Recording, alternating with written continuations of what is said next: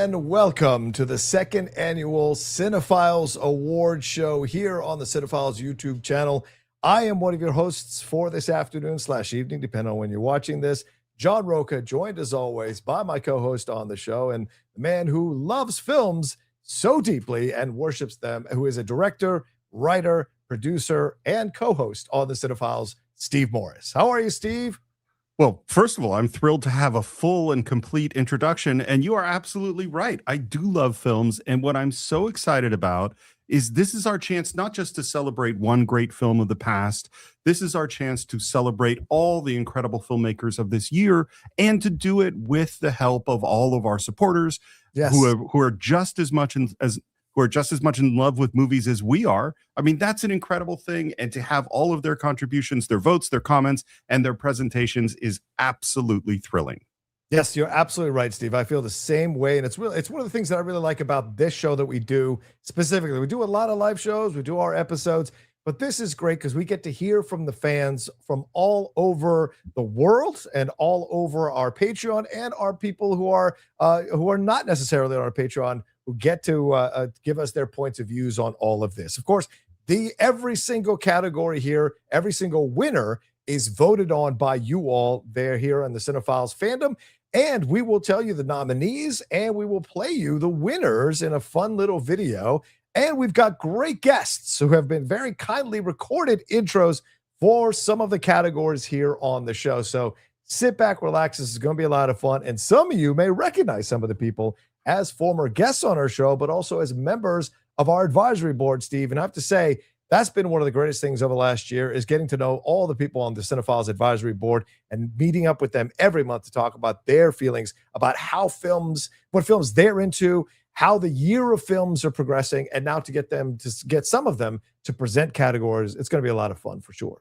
I think the advisory board, it's almost like a proof of concept of the thing that we've been talking about since the beginning of the Cinephiles, which is that movies aren't just these pieces of art that live in a museum. Yes. They are these cultural phenomenon that bring people together to talk about, to share. And that's what we've been doing with the advisory board. And what's so great is just to find a whole bunch of people whose passion for cinema matches ours, and be able to have them make some of these presentations. It was just great. It just thrilled me.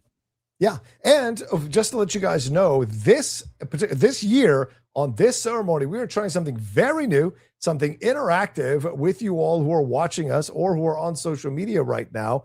We are making our best casting category an interactive voting a situation here. And we put the link in the chat. It's in the description of the video. It's also on our Twitter social media account, and it's also on our Facebook account. If you want to vote in real time as the show is going on for who you think should win best casting, the link is there. Click on it, vote on it, and at the end of the show, we will read the winner. So we're trying something new, Steve, something interactive, something that our fans, even more so, will be able to vote while they're watching here during the show. So I'll be curious to see who they pick to be the best casting winner by the end of the show.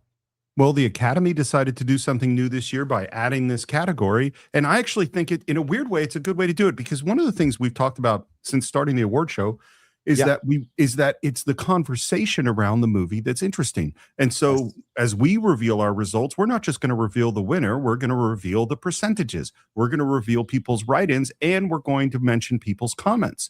Well, it might be that you're a little on the fence about the casting award, but maybe hearing our discussion of Best Actor, Best Supporting Actress, each one of these categories and the comments of the people that are listening are going to help you frame your opinion on best casting. And you will suddenly know, I know where I'm putting my vote, and you're going to click on that link and you will find out the results right at the end of the show. Absolutely. Absolutely. So we're going to be covering a lot of categories. So we're going to go through them. So we thank you all so much to everybody who is joining us live. And for those of you who might be watching later, thank you so much. And of course, the entire audio of this show will be available on our podcast feed on the Cinephiles. And Steve, should we get going? Are you ready? Without further ado, shall we start? I can't wait to find out who the winners are. Yeah, let's do it. All right, let's start with our first category. And just like in Oscars tradition, and I should say this from the beginning, every single category here is based on the Oscars. So the nominees for the Oscars are the nominees in their respective categories for our show. Perhaps next year, we will expand that out, add categories ourselves, and have a little more fun with it. But we thought we would adhere to the Oscars categories and the Oscar nominees for this particular edition of the Cinephiles Award Show. So without further ado, let's start with Best Supporting Actress. Here we go. We have Amy Madigan for Weapons, Elle Fanning for Sentimental Value, Inga Ibsdottir Lilias for Sentimental Value, Tiana Taylor for One Battle After Another, and Wunmi Masaku for Sinner. So let's find out who won this category. Oh, hey, Amy's in the pole position here. You can see it clearly. Oh, yeah. Look at that's a runaway winner right there. Wow. Lord. Wow. Yeah. Wow. Let's take a look at the results here. Amy Madigan with 44.4% of the votes there. So your thoughts, Steve, on the winner here and the percentages as it all came about? Well, I worked real hard to see a whole bunch of movies, particularly right in the last couple of weeks, and the one movie I still haven't seen is Weapons. So I don't think my opinion matters very much. Everything I've heard is she's absolutely incredible. But why listen to me? John, what do you think of this category? I love that she was the winner. I feel like she's the winner from the beginning. I will say this. There's a lot of great actresses that are a part of this. I was a little surprised at the Elle Fanning nomination, to be honest. I feel like Odessa Azion was probably more deserving of a nomination. Elle is fine in the movie, but I think she is outshone by just about everybody else, including Inga Ibsdottir Lilias. And, rewatching it for our conversation that we just recently had on the Cinephiles, we broke down all the Best Picture nominees. That series is up in 3 chunks for you all to listen to if you want. I thought Inga was the one that stood out to me the most in that movie, watching it a second time. Tiana Taylor is great, although I know there's been some conversations about the character portrayal and all of that with some Black critics, which I think is a very fair criticism and analysis to look at. And Wunmi Masaku, certainly a lot of people we've seen here recently, Steve, that the Sinners train has turned the corner for sure. So very interesting stuff to see the way that's all gone down. But no surprise that Amy Madigan takes this from us and will probably take the Oscar tomorrow night. And maybe you'll see the film by then. We'll see. Maybe I will. Maybe by tomorrow night. Unlikely. Hey, do we have any other comments on this particular category? We do. We do have some write-ins here from some other candidates that our Cinephiles fans decided to write in and vote for, and that is Sydney Sweeney for The Housemaid, Aaron Kellyman for 28 Years Later. Good choice there. Carey Mulligan for The Ballad of Wallace Island. That is a nice little gem on Peacock that people can watch. And Chase Infinity for One Battle After Another. Now, I know, Steve, she was pitched as a Best Actress, but for me personally, I felt she was a Best Supporting Actress, so I understand that write-in vote. Any of these 4 write-ins were performances that you enjoyed over the year? Most of them I haven't seen. What I was curious, because the other thing that people could do when they voted is they also could leave other comments about their feelings about the category. So I'm just looking at the actress in a supporting role comments. Yeah. And for instance, Amy Madigan, one of our voters said Amy Madigan's in Weapons was terrifying. Her intensity wasn't overblown. She had a real presence that chilled without chewing the scenery. Yeah, I love that as a comment.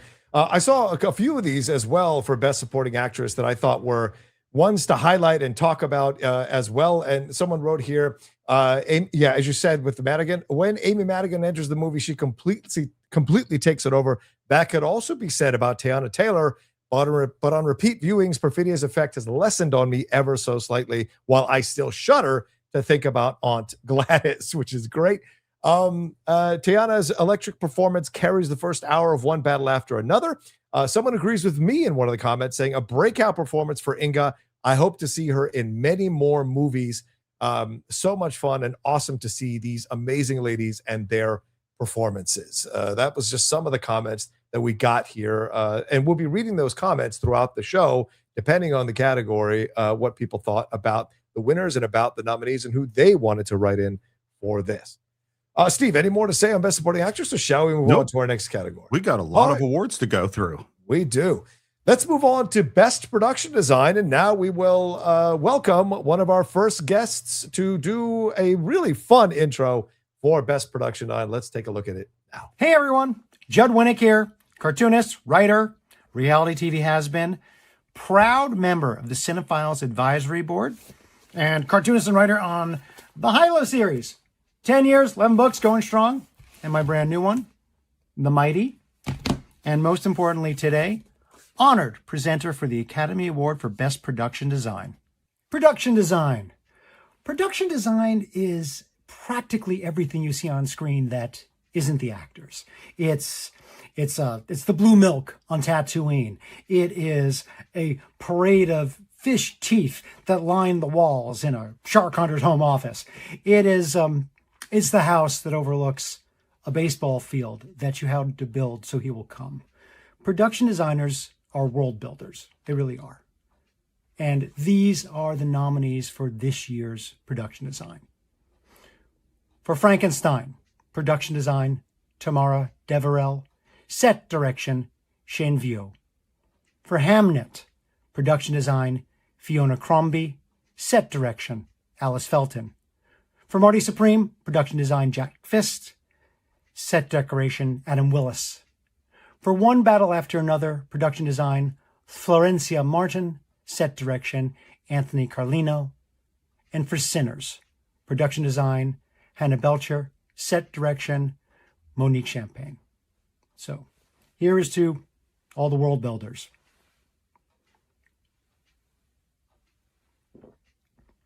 That is not good.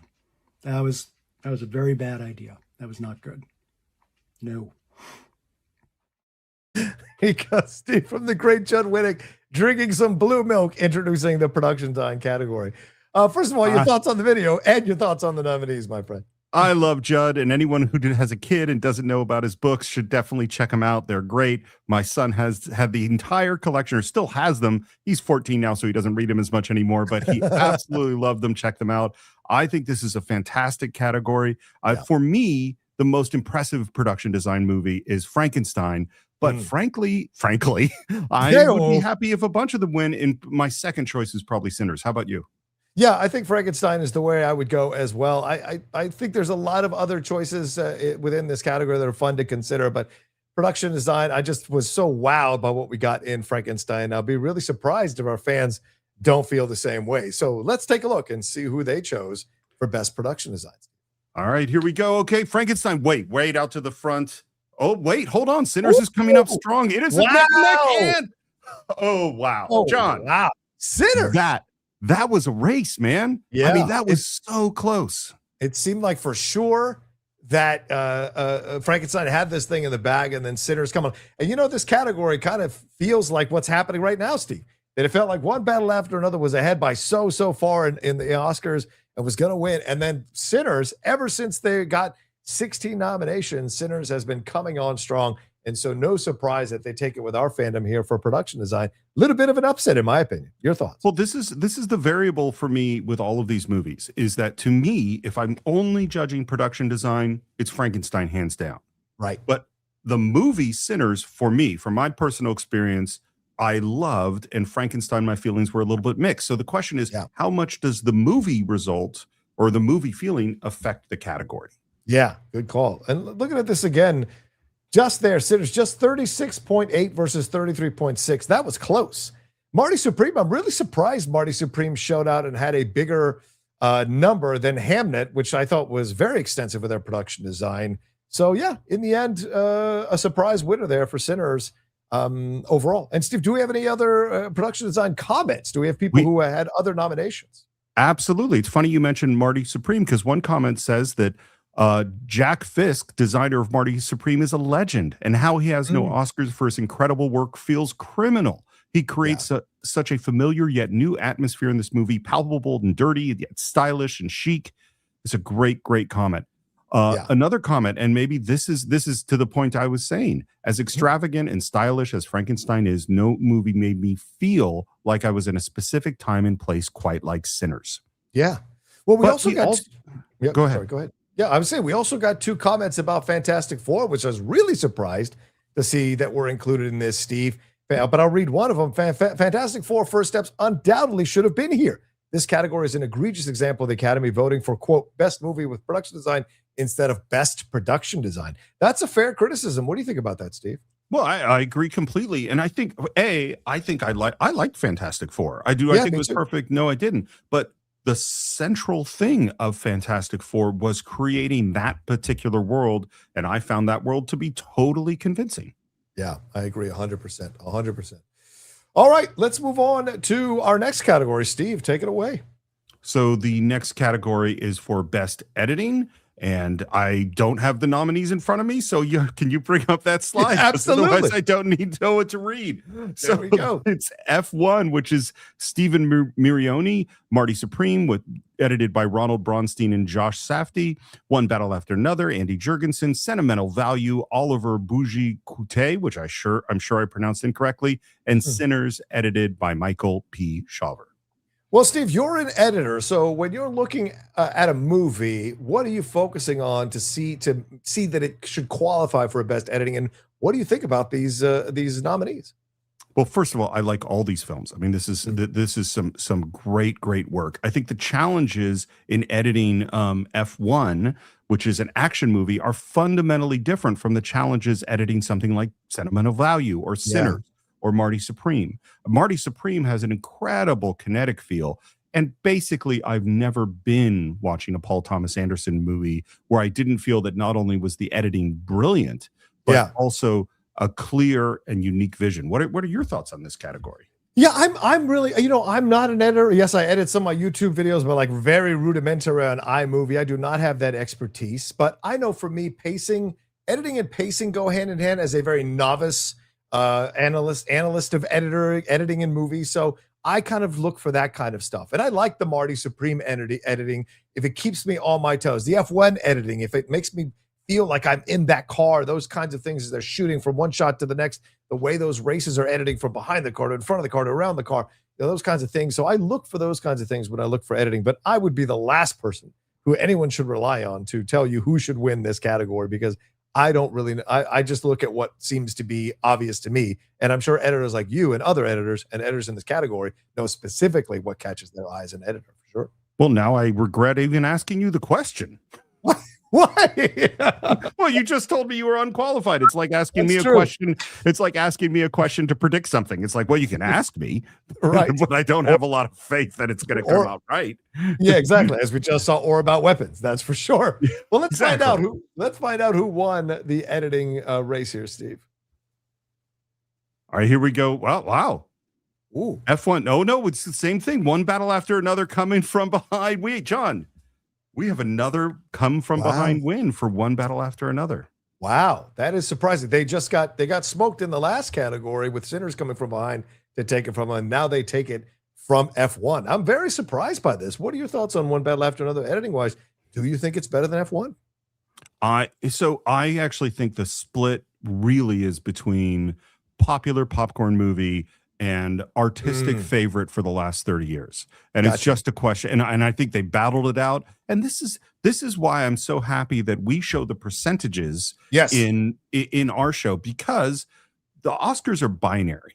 There is one winner and then there are a bunch of losers. And if you come neck and neck and finish 1/100th of a second behind the world record holder, you would have had a world record. You just happen to race against. So we have One Battle After Another against Sinners, against F1, against all these. These are all great movies that are beautifully edited. So that's so I'm fine that One Battle After Another won. I think that it is what it is. Yeah, agreed. It makes me want to watch it again. I've watched it 4 times now, One Battle After Another. Maybe I watch it again to monitor the editing on this one for sure.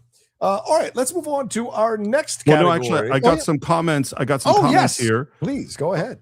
So for instance, and I completely agree with this point on Sentimental Value. While every other nominee has flashy or thrilling editing, I think the quieter, more reflective use in this movie is the best I've seen from 2025. Wow. Nora in her productions, there's really effective use of editing here that is engaging. This also contains editing tricks I've never seen before, and novelty is something I value in winners. That's a great comment. I like that. Yeah, another comment. One Battle was the shortest 160 plus minute film I've ever seen. That is a sign of good editing. And finally, a non-traditional pick. K-pop Demon Hunters. Incredible music and comedic editing throughout. I have a feeling we're going to hear from K-pop Demon Hunters a little later on in the show for sure. In a couple of categories, we will see. All right, well, let's move on to best visual effects here, and let's take a look at the nominees.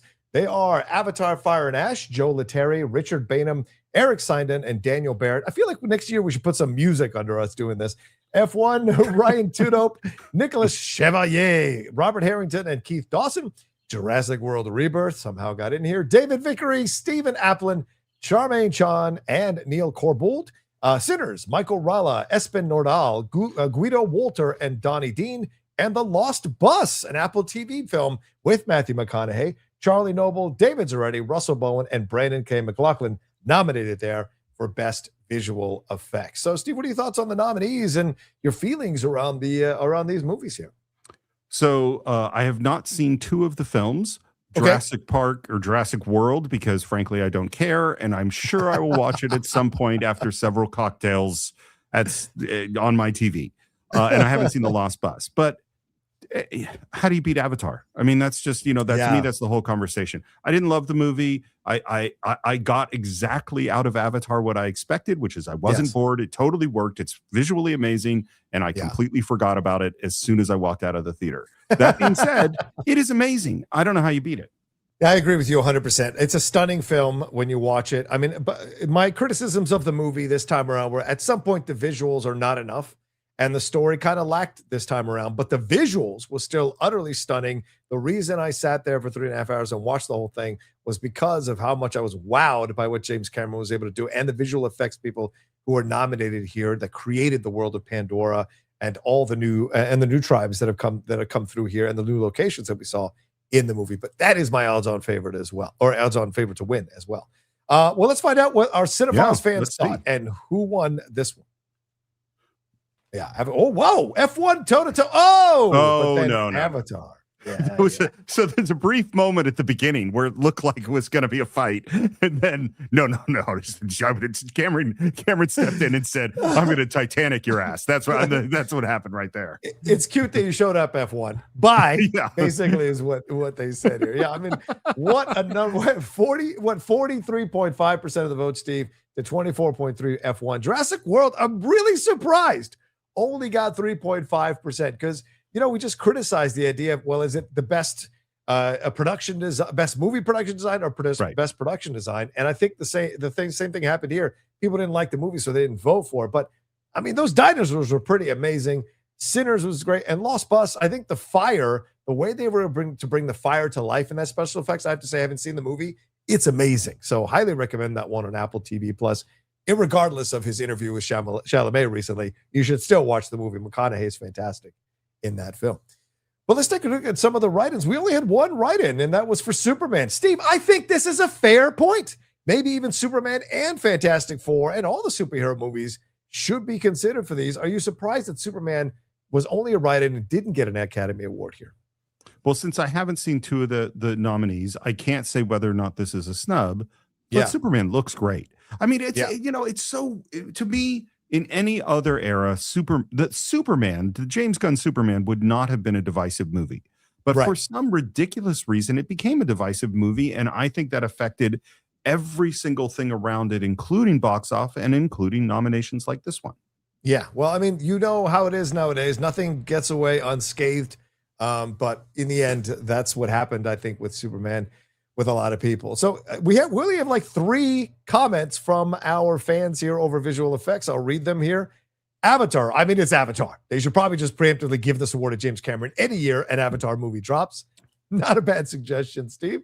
Someone said, not Jurassic World. There you go. And some will say, I mean, say what you will about the rest of the film, but the VFX are undeniable. I don't know which film they're referencing, but they clearly are undeniable if they are nominated for the award here. So anything more to say on visual effects, Steve, or shall we move on to our next category? No, James Cameron has mastered visual effects and nothing need ever be said about it again. Let's move on. And if he could only master scripts, and story, I'd be very happy about it. Unfortunately, that skill is unobtainium for him. All right. So, Steve, your thoughts are, let's move on to a category and a guest here, please, if you'd like to do the intro for our friend who's coming in here to do best sound. every once in a while, you have a friend from high school who you've known almost your entire life who happens to be in the perfect position to give the best possible presentation for a particular category. And that is because I have been honored to be friends with Emmy Award-winning sound production supervisor at Skywalker Sound, arguably the greatest place for film production sound in the world, John Grieber, who's done sound on things like the Bee Gees documentary. And oh, I wish I could list more. There are a whole bunch of them, and particularly a lot of those music ones. I think the Paul McCartney one, I think those are all stuff that John has been in charge of. And he is also around all the folks at Skywalker Sound who are doing, I believe, 3 of the movies that are nominated in this category. Wow. And so John is a true expert. And I absolutely love his presentation here. Well, let's take a look at it now. Hey guys, John Grieber here, your friendly neighborhood sound dude, checking in about the Oscar nominations for 2026. There's 5 movies, 3 of which were actually done here at Skywalker Sound, so I'm pretty stoked on that. But let's run through my completely unbiased ranking of who I think will win. Coming in at number 5, Surat. The classic dad and son go looking for their missing daughter at an outdoor rave in Morocco story, told once again. It's cool. Kind of was expecting maybe a little bit more worldized electronic dance music banging off of the canyons and whatnot, but didn't really find that. So I don't think that's going to win. And I also don't think Frankenstein, coming in at number 4, has a huge chance. Yeah. The 3 that do have a chance, in my opinion, we're going to start with number 3. And I think that's One Battle After Another. Really cool stuff for a Paul Thomas Anderson film. Usually very old school, very stereo, very down the middle. But on this one, he kind of took the reins off, and they did some really cool stuff with music and with effects, and it's a great track. But I don't think that's going to win. At number 2, everyone's favorite, Sinners. Totally fun soundtrack. You know, lots of music, lots of different kinds of sounds. Really textured, really nice. But if you're betting on the Oscars this year, put your money on F1. That is going to win. And you're sitting there saying, it's another car movie, John. Who cares? I know. And trust me, I don't care generally. But if you wrap your head around what they had to do to make this sound just okay, it's insane, because they have all these different problems in dialogue, like the announcers, putting in announcers. How does that sound inside the headset to the driver? All of that stuff we don't think about just the dialogue. And then you have a cacophonic possibility of just loud, muddy, more. And then you have all that big music that Joe Kosinski loves to have. Just simply making all of that play and be clear for the listener, as for me it was, that's an incredibly hard task. So normally, yeah, you know, car movie, not a huge deal. I know it's very hard to edit cars and all that stuff, but this one, the minute I heard the movie, I was like, that's winning the Oscar, and you heard it here first. So until next year, listen up. Can I tell you why I love that? I mean, Please. Because you know me, I love learning. I really do. Oh, yeah. And what's so great is when you know an expert, you could just sit back and go, well, explain it to me. I took sound classes in film school 30 years ago. I've done sound. I've mixed sound. I'm not particularly a very good sound guy. I learned a whole bunch of stuff just listening to John right there. That's really, for me personally, that's what the Cine-Files is about, is the joy and learning about craftsmanship in making film.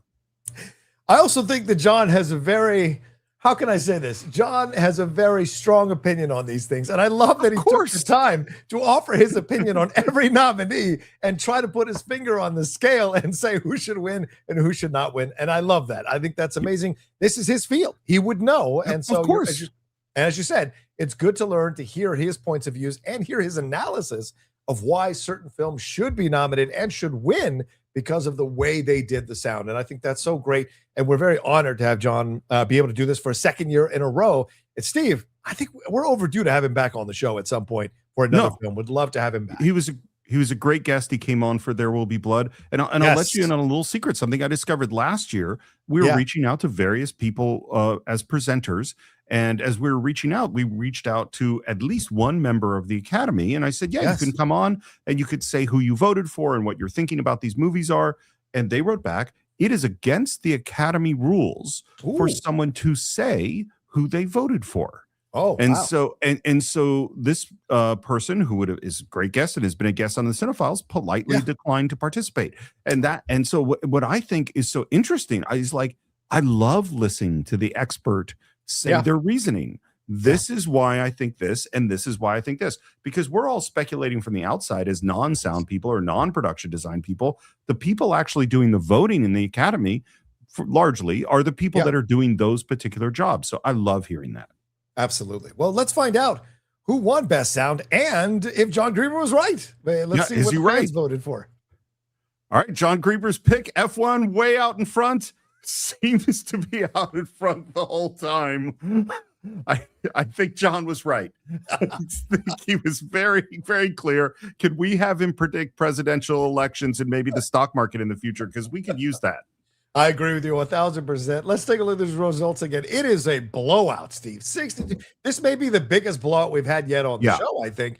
62% there of our fans voted for F1. The closest one was Sinners, again, carrying that strength. And Sinners, I think, did a nice job as well. And I think John was right in his analysis of all of these nominees and where they landed. So no surprise, as he is a sound guy as well. Do we have any comments from our fans and our listeners for sound? Of course we have comments, John. Our fans have opinions. Yes, they do. For instance, this one. Rewatch that one battle car chase. F1 doesn't even have the best car sound design of the year. Wow. I mean, that is coming right at John Grieber. I mean, that's what I hear there. This one I really like. It said, it's been said before because it's true. Sound is what makes Sinners. It is about sound, the history of sound, and the social, racial, and political power that comes with different kinds of sounds. Much like, and I think this is a great point, Zone of Interest from last year. Sound is utilized in a way that is novel in this 90-year-old art form, which is quite an accomplishment. That is, absolutely. One more comment I want to highlight. I don't know if this is just a John Grieber fan, but one of the comments was, let's go Skywalker sound. Yes, that's probably John Grieber who sent that in, so I appreciate it. I texted him. It's funny as I literally texted him this morning. I was like, was this you? And he had no idea what I was talking about. So that was not John Grieber. That's great. All right, well, let's move to another one of our guests, Steve. This is a friend of ours for a very long time. Been friends with him since back in the 90s at Florida State University, but he is arguably one of our most amazing guests, unpredictable guests. That is the great Michael Ross, and he is going to present for us best costumes. When I say the name Michael Ross, what appeals to you, or what appears in your mind, Steve? I would say unpredictability, wackiness, insanity, silliness, and let's see, just a little bit crazy. That is what normally comes into my mind. I'm not sure that's exactly what was here, That's true. I would have to say that some of our favorite episodes from our fans, and you and I as well, are with Mike Ross. And let's hear what he has to say presenting Best Costume. Hi, Steve and John. Michael Ross here to present the award for Best Costume Design. Sci-fi, Gothic horror, Elizabethan-era England, modern fashion satire, and the Southern Gothic period. This year's nominees span from historical drama to fully digital characters, possibly the broadest range of costume challenges this category has ever seen. Not to mention a historic record of Ruth E. Carter becoming the most nominated Black woman in Oscar history with her 5th nomination. All right, let's get to it. The nominees for Best Costume Design are Deborah L. Scott for Avatar, Fire and Ash, Kate Hawley, Frankenstein, Malgosia Terzanska, Hamnet, Mayako Belize, Marty Supreme, and Ruthie Carter, Sinners. This fool. I love it. This fool he did our job for us. He added music and he added voiceover. That was amazing to see. Even a white. He always go the extra mile. Always. That's what I love about him. That's what I love about him. All right. Well, let's see. Well, what do you think, Steve? With Best Costume Design, what do you look for when you look at a movie or when it stands out to you, when you see the nominees? Like, what do you look for in Best Costume Design when you're watching a movie? I am glad you asked me this question because it goes to something I've been thinking about a lot, is that what people tend to think is they go, which movie has the coolest costumes? Which costumes are most beautiful? Which dresses are most stylish? That is not at all what I look for. Because I care about storytelling, and each element, production design, sound, editing, all those things are to contribute to the story as a whole. So it's actually, for me, I go, which costumes serve most perfectly the story the director is trying to tell. So I think that Frankenstein is the most stunning movie in this year's slate of films. Yeah. But actually for me, and besides the fact that Ruthie Carter is the Edith Head of our generation, is that those costumes serve the film. Yes. They are so critical to the storytelling, particularly Smoke and Stash, but all the characters, every single character, their costume is pushing forward what Ryan Coogler is trying to sell. So that's what I see in this category. Yeah. I mean, I love this category. You know it when you see it. That's what I think about Best Costume Design. You know it when you see it, you feel it in your bones. Doesn't mean you're right. It's going to be the final in the final nominations, but you feel it in your bones when you watch it as a movie-going movie lover. So let's see who won Best Costume Design. All right. Frankenstein, way up in the lead. John. Can't beat her. Seriously. No. Yeah. And you shouldn't, because she is one of the great geniuses working in film today, in my opinion. Yeah. I have a feeling this is the way it's going to go tomorrow night as well. Let's take a look at that. Ruthie Carter, 48.4%. Avatar got nothing. I think this is an interesting thing to look at, Steve, because it might be our voters were like, well, what's costume design when all of these things are done by special effects? All the looks are done by special effects. And I know that a lot of Oscar analysts were really surprised that Avatar Fire and Ash got in over Wicked for Good, because you may not like the movie, but I think you can't deny the costume design in those movies were excellent. So it says something that the voters voted for Avatar Fire and Ash, the Oscar voters, to be in this nomination, but the pushback has been pretty strong for real. And Frankenstein, no surprise that it ends up getting second place here in this category. Do we have any comments from people who are costume design experts in our fandom who left some comments under this category? Sorry. I'll take a look at that. Sorry about that. Yeah, I'll read them here. There was only 3 comments that I saw. Frankenstein, that's it, just Frankenstein. How did Avatar? I love that. Straight to the point. Why waste time? How did Avatar even get nominated here? There you go, kind of echoing what I just brought up. And someone said, I think Frankenstein has this one in the bag. Well, they were wrong. Sinners had this one in the bag. Can I add one other comment? Because, of course, one of the categories we have, which strangely enough, the Academy doesn't care about the category of greatest snubs, best snubs of the year. The Academy doesn't care, but the Cinephiles cares. And one of the snubs that people mentioned was Wicked for Good not getting any nominations. It was ridiculous. It wasn't as good as the first, but they could have at least gotten a nomination for either best song or maybe best costume. To go from 10 nominations to 0 was a cheap and deliberate snub for extraordinary artists and craftspeople. It really is a cautionary tale, because the Academy, I think, didn't want to give Wicked too many awards or nominate it for too many awards because they wanted to see how the second part came out. And I wish we would remove that. Judge the movie on its merits. If it is good, part 1 is good, then part 1 should stand on its own and be nominated on its own. Waiting for a part 2 just to see if the entire thing comes together, I think, is an unfair thing to look at when you look at the film. So I think Dune suffered for that, waiting for Dune part 2. And now Dune 3 is coming. So do we wait till that third one comes, kind of like Lord of the Rings with Return of the King? Because I would argue Twin Towers is the better film of those 3, yet it didn't win Best Picture. Return of the King did. So it's an interesting situation, Steve. I have thoughts on Dune that I will not share because we have a lot of show to get through. We do. Well, I just want to take a moment to, as we have 50 of you joining us live, thank you so much. We have one super chat that's come through. Wiley OFC says, overstimulated by South by Southwest, missing a movie premiere to relax and watch this award show. Hyped for Best Original Song. That's coming up, of course, later on in the show. Thank you, Wiley. And just a reminder, the Streamlabs and Super Chats are open. What are your thoughts on all the categories so far? What are your predictions to come? Let us know. Sending in Streamlabs Super Chat. You see it's pinned in the chat. It's right there above our heads in the middle to send in the Super Chat as well, or Streamlab as well. And the other thing is, don't forget, right now, so many of you are watching us, well over 50 people watching us, we have the best casting category being voted on in real time here during the show. The link is in the description of the video. The link is also there at the top of the chat. You can check on that. You can also check our social media and our Facebook page. Click on it and vote. And at the end of the show, we will tell you who you all voted for best casting. So just do a little interactive stuff here on the show, Steve. Absolutely. And get the casting votes in, because I definitely want to hear what you guys think. Yes, absolutely. Well, let's move on to our next category. And just because we've done it once, it doesn't mean we can't do it again. We got to bring back our friend Michael Ross here to present Best Makeup and Hairstyling. Take it away, Ross. Next up, the Oscar for Best Makeup and Hairstyling.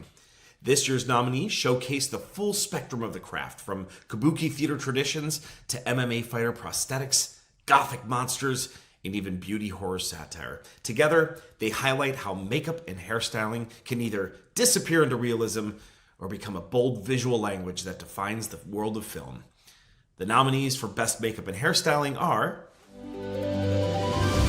Mike Hill, Jordan Samuel, and Cleona Fury, Frankenstein. Kyoko Toyokawa, Naomi Hibano, and Tadashi Nishimatsu for Kokuho. Ken Diaz, Mike Fontaine, and Shanika Terry, Sinners. Kazuhiro, Glenn Griffin, and Bjorn Raven, The Smashing Machine. And Thomas Folberg and Anne Catherine Sahlberg for The Ugly Stepsister. Some interesting choices. Yeah, sorry. You know the thing where you see a thing the first time, you're like, was that really funny? I don't think that was that funny? And then every time you see it subsequently, it just makes you laugh more. That is what Mike Ross, for literally 25 years, has been doing to me, which is just like, do I find that funny? No, and he keeps at me. Yes. I honestly think Mike Ross has a personal mission to crack me up in uncomfortable situations. Just putting that out there. I would say that he is the funniest friend, in my opinion, that I know. And and I think it's not even close. He's like, if we put that video up and saw the percentages, he would win hands down, running away for sure. And the thing is, looking at these categories, Steve, we're seeing this pop up more and more over the last few years. More of the international films are getting nominated here in these other categories that we have at the Oscars. So we're seeing more and more international films breaking through, being seen, being nominated. It's a way of blessing these films for kind of to keep going. These countries who are making these films to keep going and making these films, because they could get nominated for Oscars here. So I like that that's happening, especially in this category. So I totally agree. I think there's some really, really beautiful films here. And I, for one, am very curious to hear what won. Yeah, let's take a look right now. Ooh, Frankenstein definitely in the lead here. Yeah, no surprise. No, oh yeah. Yeah, Oof. Honestly. Wow. Yeah. That is a mauling. That is a mauling, Steve. It's almost like some unstoppable creature just took out all the other nominees in the category. And frankly, this one 100% as it should be. I mean, that's, there's some movies have beautiful makeup. Some movies, the movie is entirely dependent upon whether or not the makeup is successful. And this one is, and in particular, the challenge is even higher. The bar is so high because if you were to list the most iconic makeup designs in the history of Hollywood for the last century, Boris Karloff Frankenstein has to be near the top. And so now you're going like, okay, I'm going to go up against that. Right. That is incredibly difficult. That's a great point, Steve. How do I top that? And so you got to step up to the plate. And I thought the design for the monster from Jacob Elordi was amazing. I thought the look of even the design of that time period, the way they got the makeup and hairstyling to look the way that they did, I thought was amazing. So no surprise that Frankenstein wins this one. I imagine Ross probably felt the same way about this category that would go the Frankenstein route. So what do we have here? Any comments for makeup or hairstyling from our fans, Steve? Well, this comment goes really to exactly what we've been talking about, both in terms of balancing the film versus the category.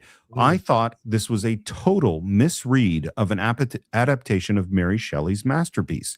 But Elrodie's creature is the clear standout for me. And part of this is his incredible design. The makeup is so good here. I wonder how this interpretation will stand next to the immortal Boris Karloff in the future. Great point. The makeup in Frankenstein was both grotesque and beautiful. This is not an easy accomplishment. Grotesque and beautiful. I think that's a great point. And I think it's absolutely accurate. I couldn't take my eyes off Jacob Elordi in particular, but the looks they were able to create as the creature developed over time was stunning. Right. Yeah. And we had a lot of Frankenstein. We had one for Sinners here for the effect of the silver guitar plate stuck in Jack O'Connell's head alone. Sinners deserves the win. So great point. Great point. Absolutely. And what a moment in that movie. I'm going to try to watch that again before the ceremony tomorrow night. By the way, real quick, a quick plug for my channel, youtube.com/John Rocha Says. I will be going live tomorrow night with the Oscars. I've gone live the last few years. I love it doing a watch along. So if you want to hang out with me tomorrow night on my YouTube channel, youtube.com/John Rocha Says, join me live 4 p.m. PT for the breakdown and watch along of the entire ceremony. All right, Steve, let's move on to another one of our friends who is very big into animation. He is 1/3 of the Geek Buddies. That is the great Michael Vogel, and he's going to present Best Animated Feature. Hey, everybody. Michael Vogel here, one of your 3 favorite Geek Buddies. And as we all know, the only Geek Buddy who truly respects animation. Now, if you listen to Geek Buddies, you know that I love to give John Rocha lots of grief about his lack of respect for animation as a medium. And I gotta be honest, to be fair to Johnny, he's not the only one who has made things hard for animation in Hollywood. I mean, it wasn't until 1991 that Beauty and the Beast was nominated for Best Picture, the first time an animated film had ever made the cut. And although it didn't win, it felt like that was a moment, like finally animation was going to get the respect that it deserved. But then nothing. Not until 2001, when the Academy finally created the Best Animated Feature Film category. And Shrek won the first ever Best Animated Feature Film Oscar. So great, now we've got our category, we're in the Oscars, we're all set, right? But even in its own category, animation doesn't get respect. I mean, when Chris Rock was announcing the nominees in 2012, he said that animation was great because voiceover work was a lot easier than real acting. And in 2022, Halle Bailey, Lily James, and Naomi Scott got on stage and said that kids loved animated films and they watched them over and over and over. I mean, you parents, you know what I'm talking about, right? Even this year, some Academy voters said they don't really watch the animated feature films. They just vote for what their kids like. I mean, it really just seems like animation can't cut a break out there. But there is hope. When Guillermo del Toro won for Pinocchio, he did say to everybody that animation was a medium, not a genre, and that you could tell any kind of story that you wanted in an animated feature film. And I think that this year's nominees actually prove that point. They are different, they are varied, and they are all awesome. So here's hoping that this year's nominees give everybody a little bit more respect for animation and that maybe, just maybe, they will convince John Steven Rocha to sit down and finally watch all seasons of Avatar: The Last Airbender. The nominees for Best Animated Feature Film are Arco, Hugo Bienvenu, Félix de Givry, Sophie Mas, and Natalie Portman. Elio, Madeline Sharafian, Domi Shi, Adrian Molina, and Mary Alice Drum. K-pop Demon Hunters, Maggie Kang, Chris Applehans, and Michelle L.M. Wong.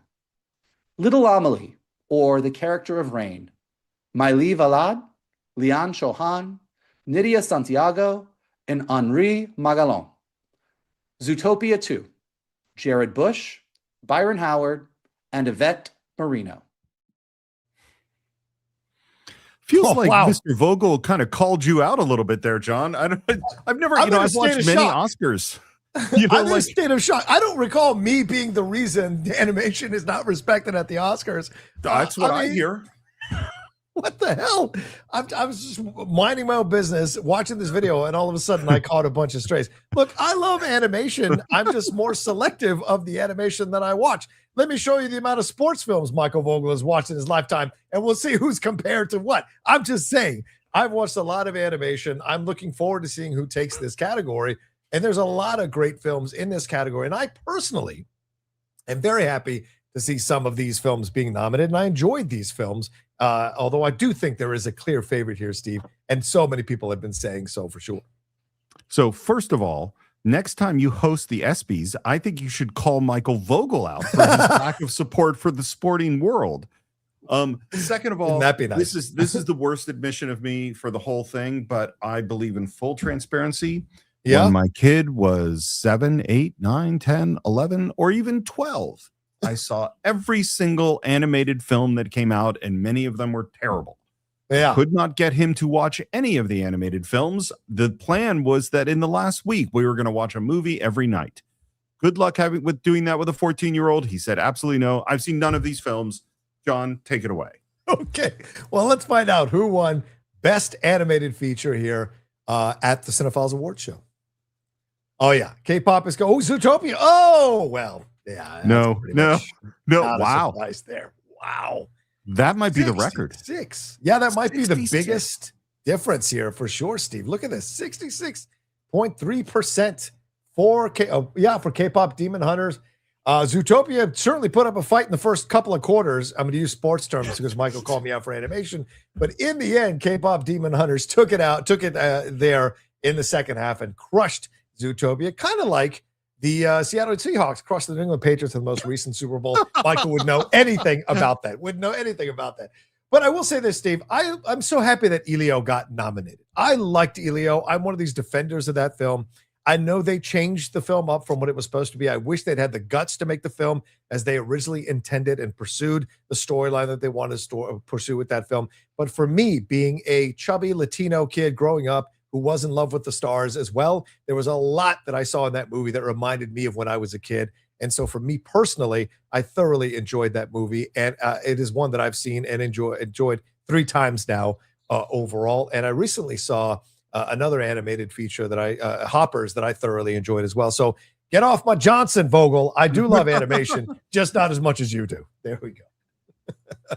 Let's see if we've got any write-ins here for animation as well, Steve. Let's take a look at this. Life of Chuck. I don't know how that made an animated feature film, but okay. And Demon Slayer Infinity Castle. Life of Chuck is a live-action movie. I don't know how that got in there, but it got in there.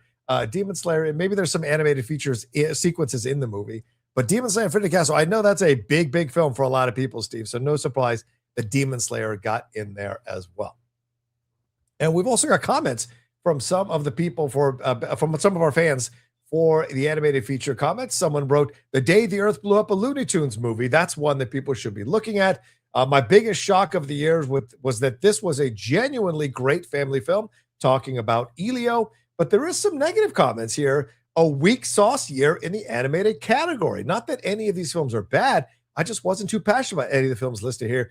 Would have been cool if The Day the Earth Blew Up or Neja 2, which is, I think, the Chinese animated feature, got in, and I've heard nothing but great things about Chainsaw Man, another anime for sure.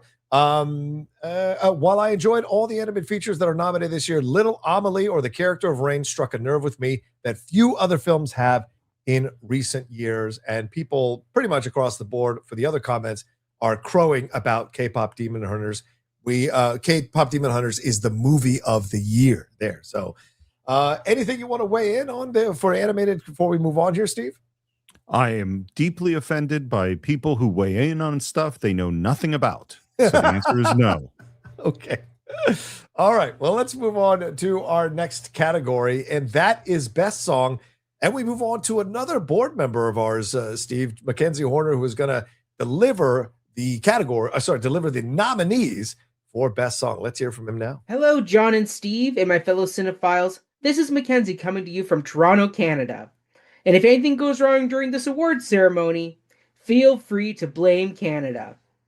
Nobody does it better than a well-placed song. It can do wonders for a film. It can take your breath away, like you're right there with Tom Cruise in a fighter jet, or take you out of the corner and make you feel like you've just had the time of your life. A song can inspire you to proudly declare, "This is me," make you wonder, "What was I made for?" Or sometimes give you the courage to let it go and venture bravely into the unknown.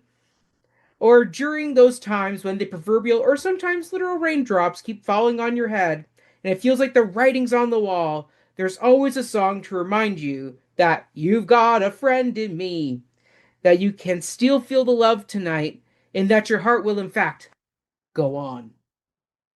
And the very best songs transport moviegoers into a whole new world, whether that's Under the Sea, Somewhere Over the Rainbow, Into the West, or even Home for a White Christmas, just like the ones we used to know.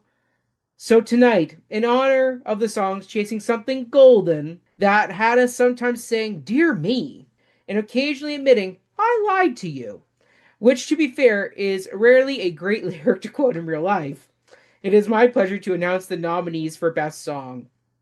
We have Dear Me from Diane Warren, Relentless. Golden from K-Pop Demon Hunters. I Lied to You from Sinners. Train Dreams from Train Dreams. And Sweet Dreams of Joy from Viva Verdi. All right, and now back to you, John and Steve. Oh, there you go. I cut off Mackenzie's words at the end there. But yeah, thank you, Mackenzie, for that. The editor's intro. fault. That is the editor's fault. So if someone is going to give an award for best editor for a YouTube award show, yes, I think we just got disqualified. Yes. Well, it's always fun to hear from Mackenzie. Mackenzie is such a warm light in our advisory board, and he always brings it. I've been a guest on his podcast. He does a podcast about musicals, and so he knows what makes a great song and a best song. So we were very honored to have him present that category. And of course, as Mackenzie is tend to do, he will make it his own. And he certainly made this presentation his own by showing you his pipes, Steve. Did you know Mackenzie could sing? I did not. I mean, I did. I'm not surprised because I knew he did the podcast. And what I loved is he, like every single one of our presenters, took the job seriously. Yes. To go like, yeah, I have to put something together, and I challenge everyone to go back and listen to his presentation and find every single movie he referenced, because there was a lot. It was a lot. Yeah, absolutely. It was almost like the Free as a Bird music video, trying to figure out all the Beatles songs being referenced there as well. But thank you so much to Mackenzie for that presentation. Steve, let's find out who won Best Song from our fans.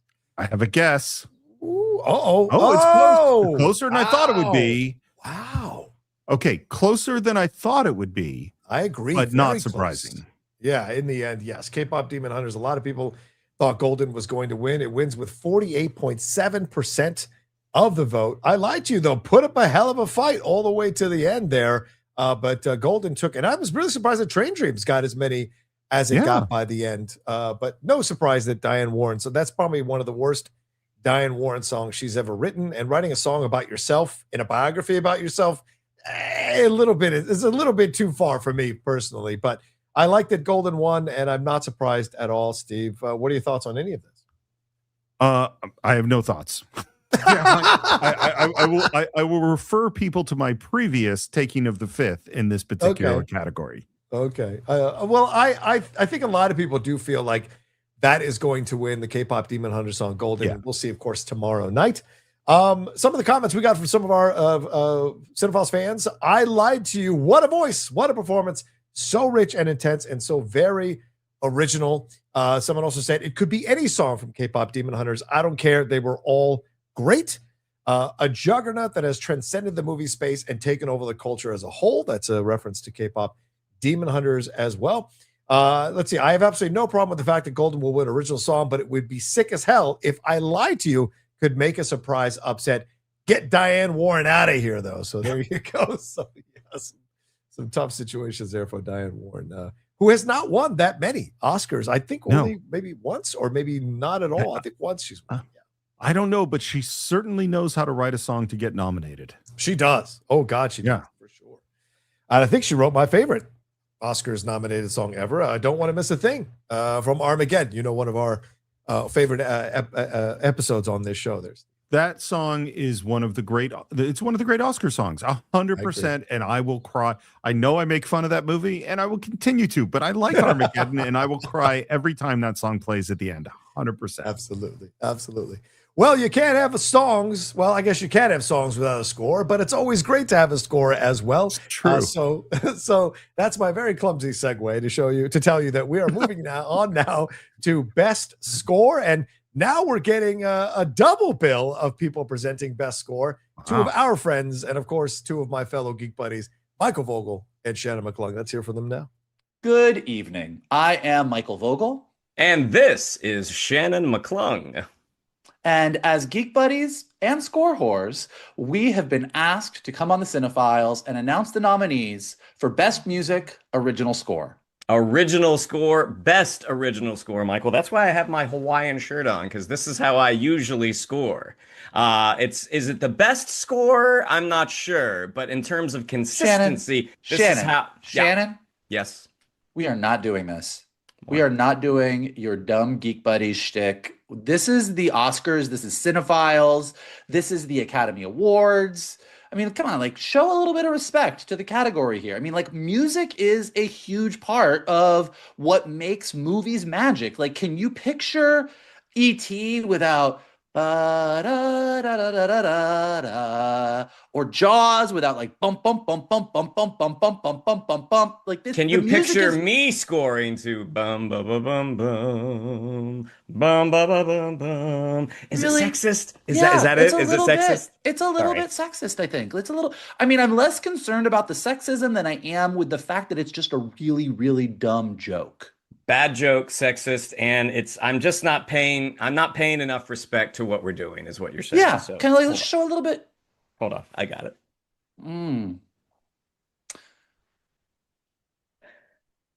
I have questions about the coordination, but I'll take it. Yeah. Okay. Okay. You sure? You good? You're done? Yeah. All done. All right. Nothing more. Okay. Here are the nominees for Best Music Original Score. Which one of them is going to score? Sorry. You literally cannot help yourself, can you? Sorry. The nominees are Begonia, Jerskin Fendrix. Frankenstein, Alexandra Desplat. Hamnet, Max Richter. One Battle After Another, Johnny Greenwood. And Sinners, Ludwig Göransson. Who's going to score? I hate you. Can I give a piece of advice to everybody listening right now or watching? Sure. If you can pick friends that crack you up on a regular basis, you are the one who scored. Yes, 100%. This is why I do a show with them, and I love doing the show with them. Even though they can be headaches sometimes. Yeah, I always have a great time doing a show with these two guys, and I thought that was a great presentation. And yes, they are the score whores. They have a group that they've had together for years. They get together and play scores for each other and judge those scores. So we have two very strong professionals and knowledgeable people about scores who presented that category and the nominees. Steve, what do you look for when a score hits you? When do you know? What is it that makes a great score for you? So for me, again, it's almost like the same comment I made for costume, is that while there is a distinction between a score that I would buy the CD for or download the soundtrack and play regularly during my workout because it has banger tracks. Right. That's great music.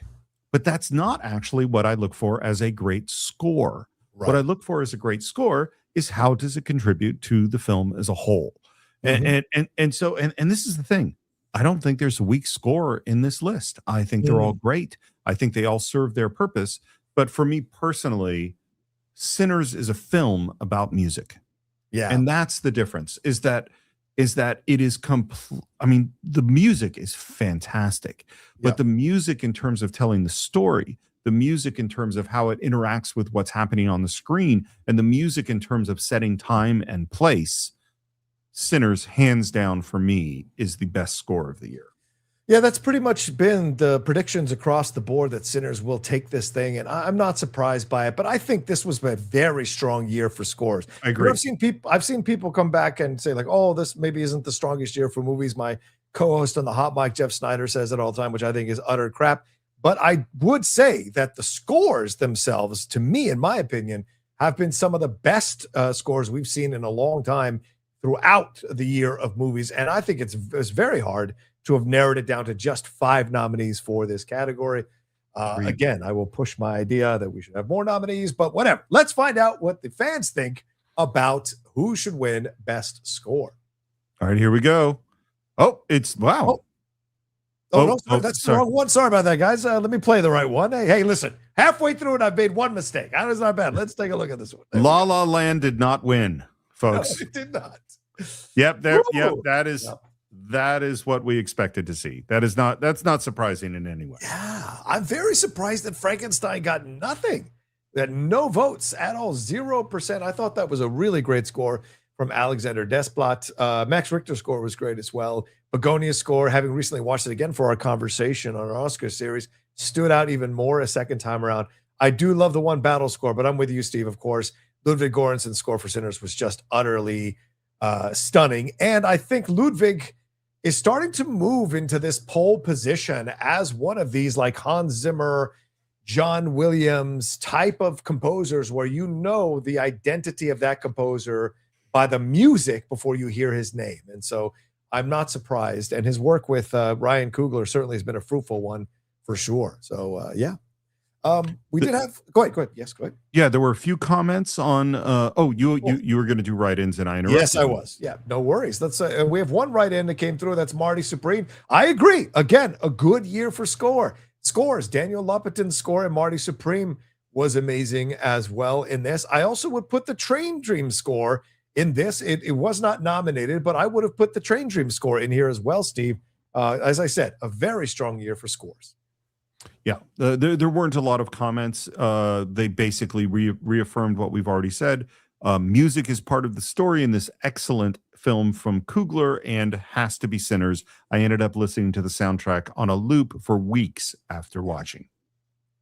Someone wrote, love the Sinners music, but I've listened to the One Battle After Another score in full many more times. And though it's not my main reason, Johnny is certainly overdue. Johnny Greenwood, the reference there. Someone said I'll have more to say in the snub section of the cast. So we'll get to snubs a little bit later on in the show as well. And Gunnar jazzy motifs get interpreted in a variety of ways that feel both raucous and sorrowful.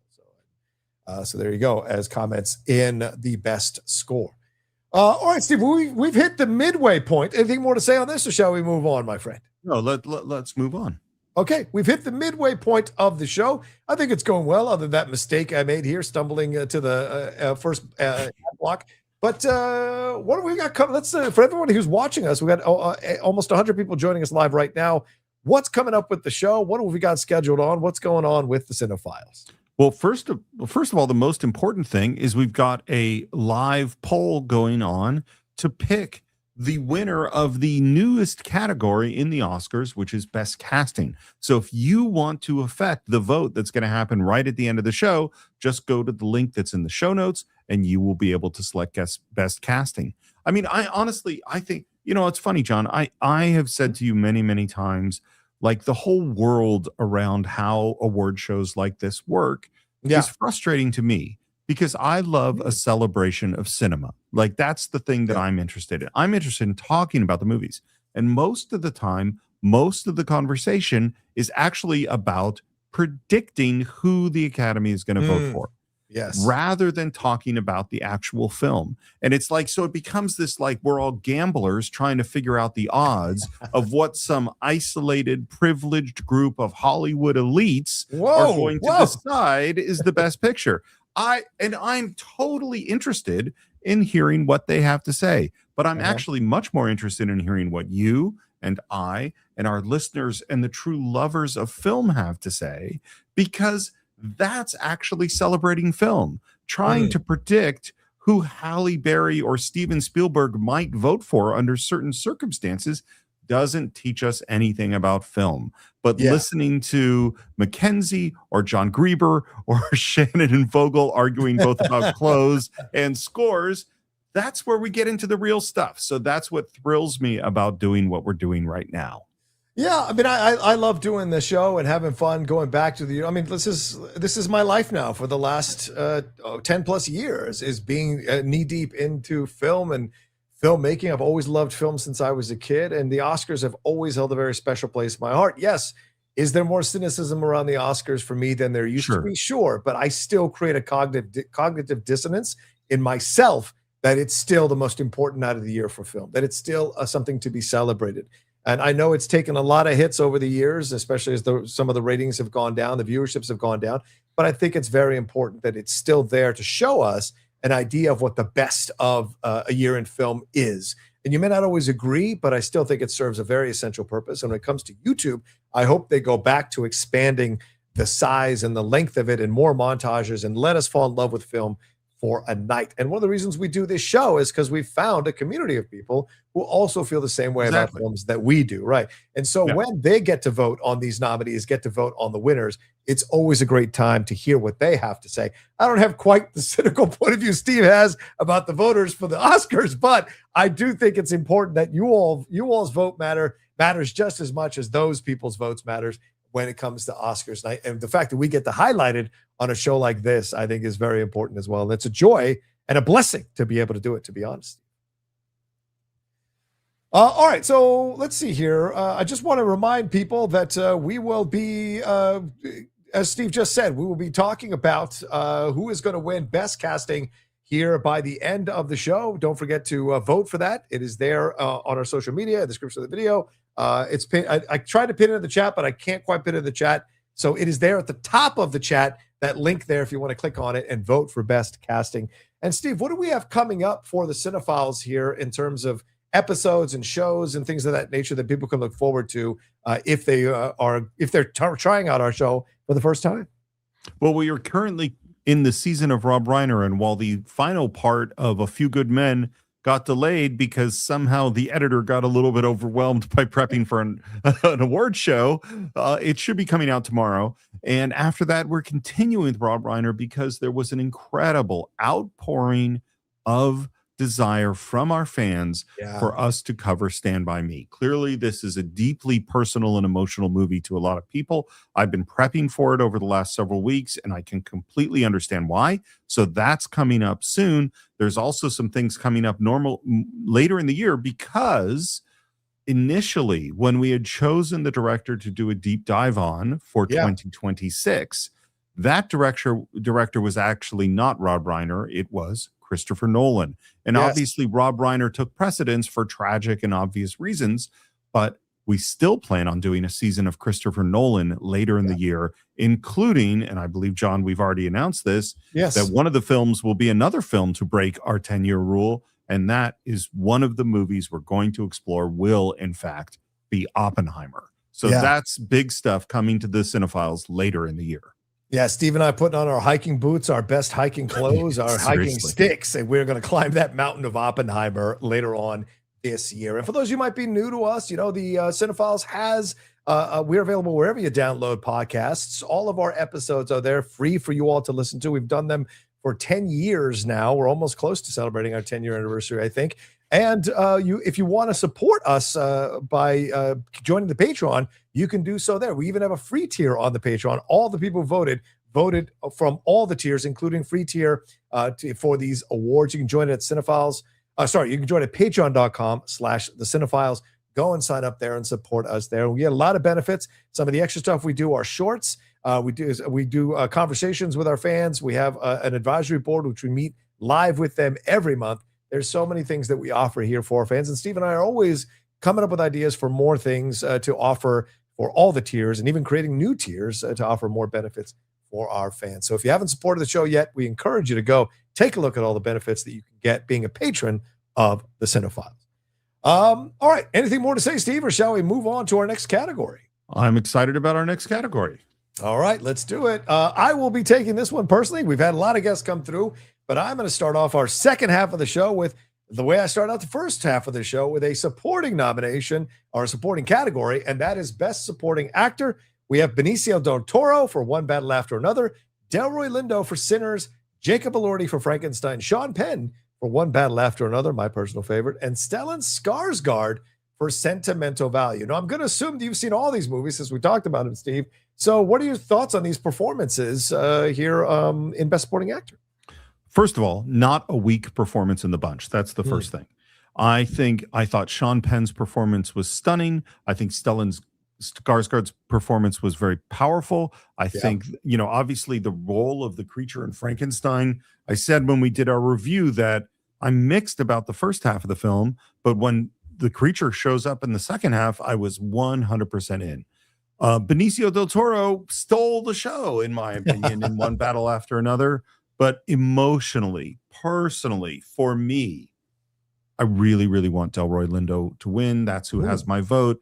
That is the performance. And again, this goes into the weird thing about the Oscars, because you're never just voting on the isolated performance when a film, you're voting on the film. And to some degree, you're voting on the person, the actor behind the role. And for me, I just want Delroy Lindo to win. I've loved him since in every performance I've ever seen. This is a great actor who hasn't gotten the recognition he deserves, and I want him to get it. That's what I want. Yeah, I hear you. Delroy delivered a wonderful performance, and a lot of people were clamoring for him to be nominated in the previous award shows that had happened throughout the year. And I think a lot of people kind of maybe gave up hope that he would be nominated for an Oscar, because that seems to be at times a higher bar to cross. But when he got nominated, there seemed to be an explosion of joy from a lot of people who felt he had delivered one of the best supporting performances of the year. And just like you said, has been an overlooked actor for years. I mean, my first experience with him is Malcolm X, when he plays that guy who is in charge of Red there. And then later on, what happens to him, because of the debilitating illness that he has, that is one of the most amazingly devastating sequences, or scenes rather, to watch. And I just always loved him, from Get Shorty to all the different movies he's been a part of. And so to get him, for him to be nominated is great. But I will say, Sean Penn is my choice. I think that's the most enduring performance, but I would not fault any of these actors for winning. Maybe Stellan a little bit, but everyone else I think is very deserving of this honor for sure. Agreed. So let's find out, Steve, who won Best Supporting Actor according to our listeners. Oh, Delroy. Delroy. Well, wait. Whoa. It gave me a moment. It gave me a moment for Del, but I can't argue with the result. I mean, Sean Penn, his performance is astounding in the movie, so I can't argue, but I wish it had gone the other way. Of course. I think this and the Best Supporting Actress category, to me, are the two most unknowable categories. I think with Best Picture, Best Director, Best Actor, you can talk yourself into thinking maybe there'll be an upset, but you really can't predict these two categories, Best Supporting Actress and Best Supporting Actor. It could be Delroy, as you said. People love him, loved his work. It's a vote also like honoring his work from the times past and also honoring a great performance. It could be Benicio. People really love Benicio. It could be Jacob. He's won some of the awards from the previous awards shows this past year. Stellan could slide in. A lot of people did enjoy his work in Sentimental Value and love that movie. But for me, Sean Penn has a real shot to take this thing. It would be his third Oscar, and that is very, very high territory to get to win 3 Oscars. There's not that many people in that club, whether Best Actor or Supporting. So it's pretty amazing if he does get this. But I wonder if the role, considering what's going on in our world and our society, if that will turn some voters off and they want to vote for someone who doesn't play a role like that as effectively and chillingly as Sean did in the movie. It's a great point. Yeah. I don't have the Best Supporting Actor. Do you have any comments for Best Supporting Actors just pulled up here, Steve? Or I will look for them right now. I apologize. I didn't do that ahead of time here. So I have a couple right here. First of all, difficult decision between Lindo and Skarsgård. It's interesting. Delroy Lindo was the obvious standout in the Sinners ensemble for me, which is why I was over the moon when he got a nomination over Paul Mescal for Hamnet. I think Paul's great too.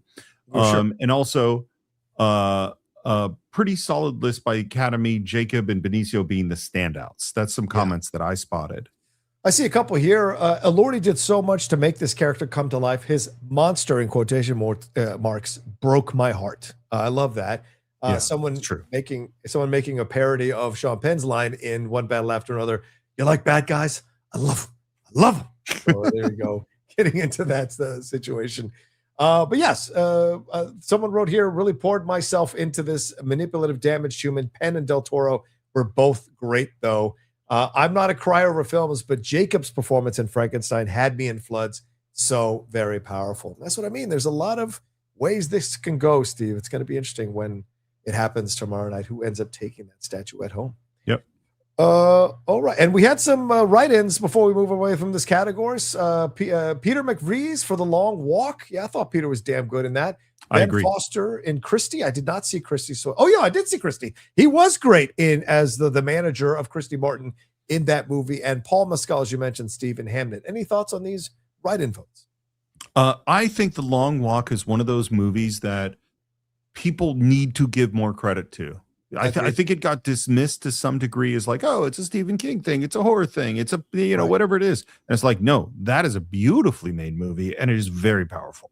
I agree. It takes the story, because I remember reading that when I was a teenager in the Bachman books, and it takes that story and brings it to life in a way that is really well done. I couldn't believe how much I enjoyed that movie, for sure. Yeah. I agree. Totally.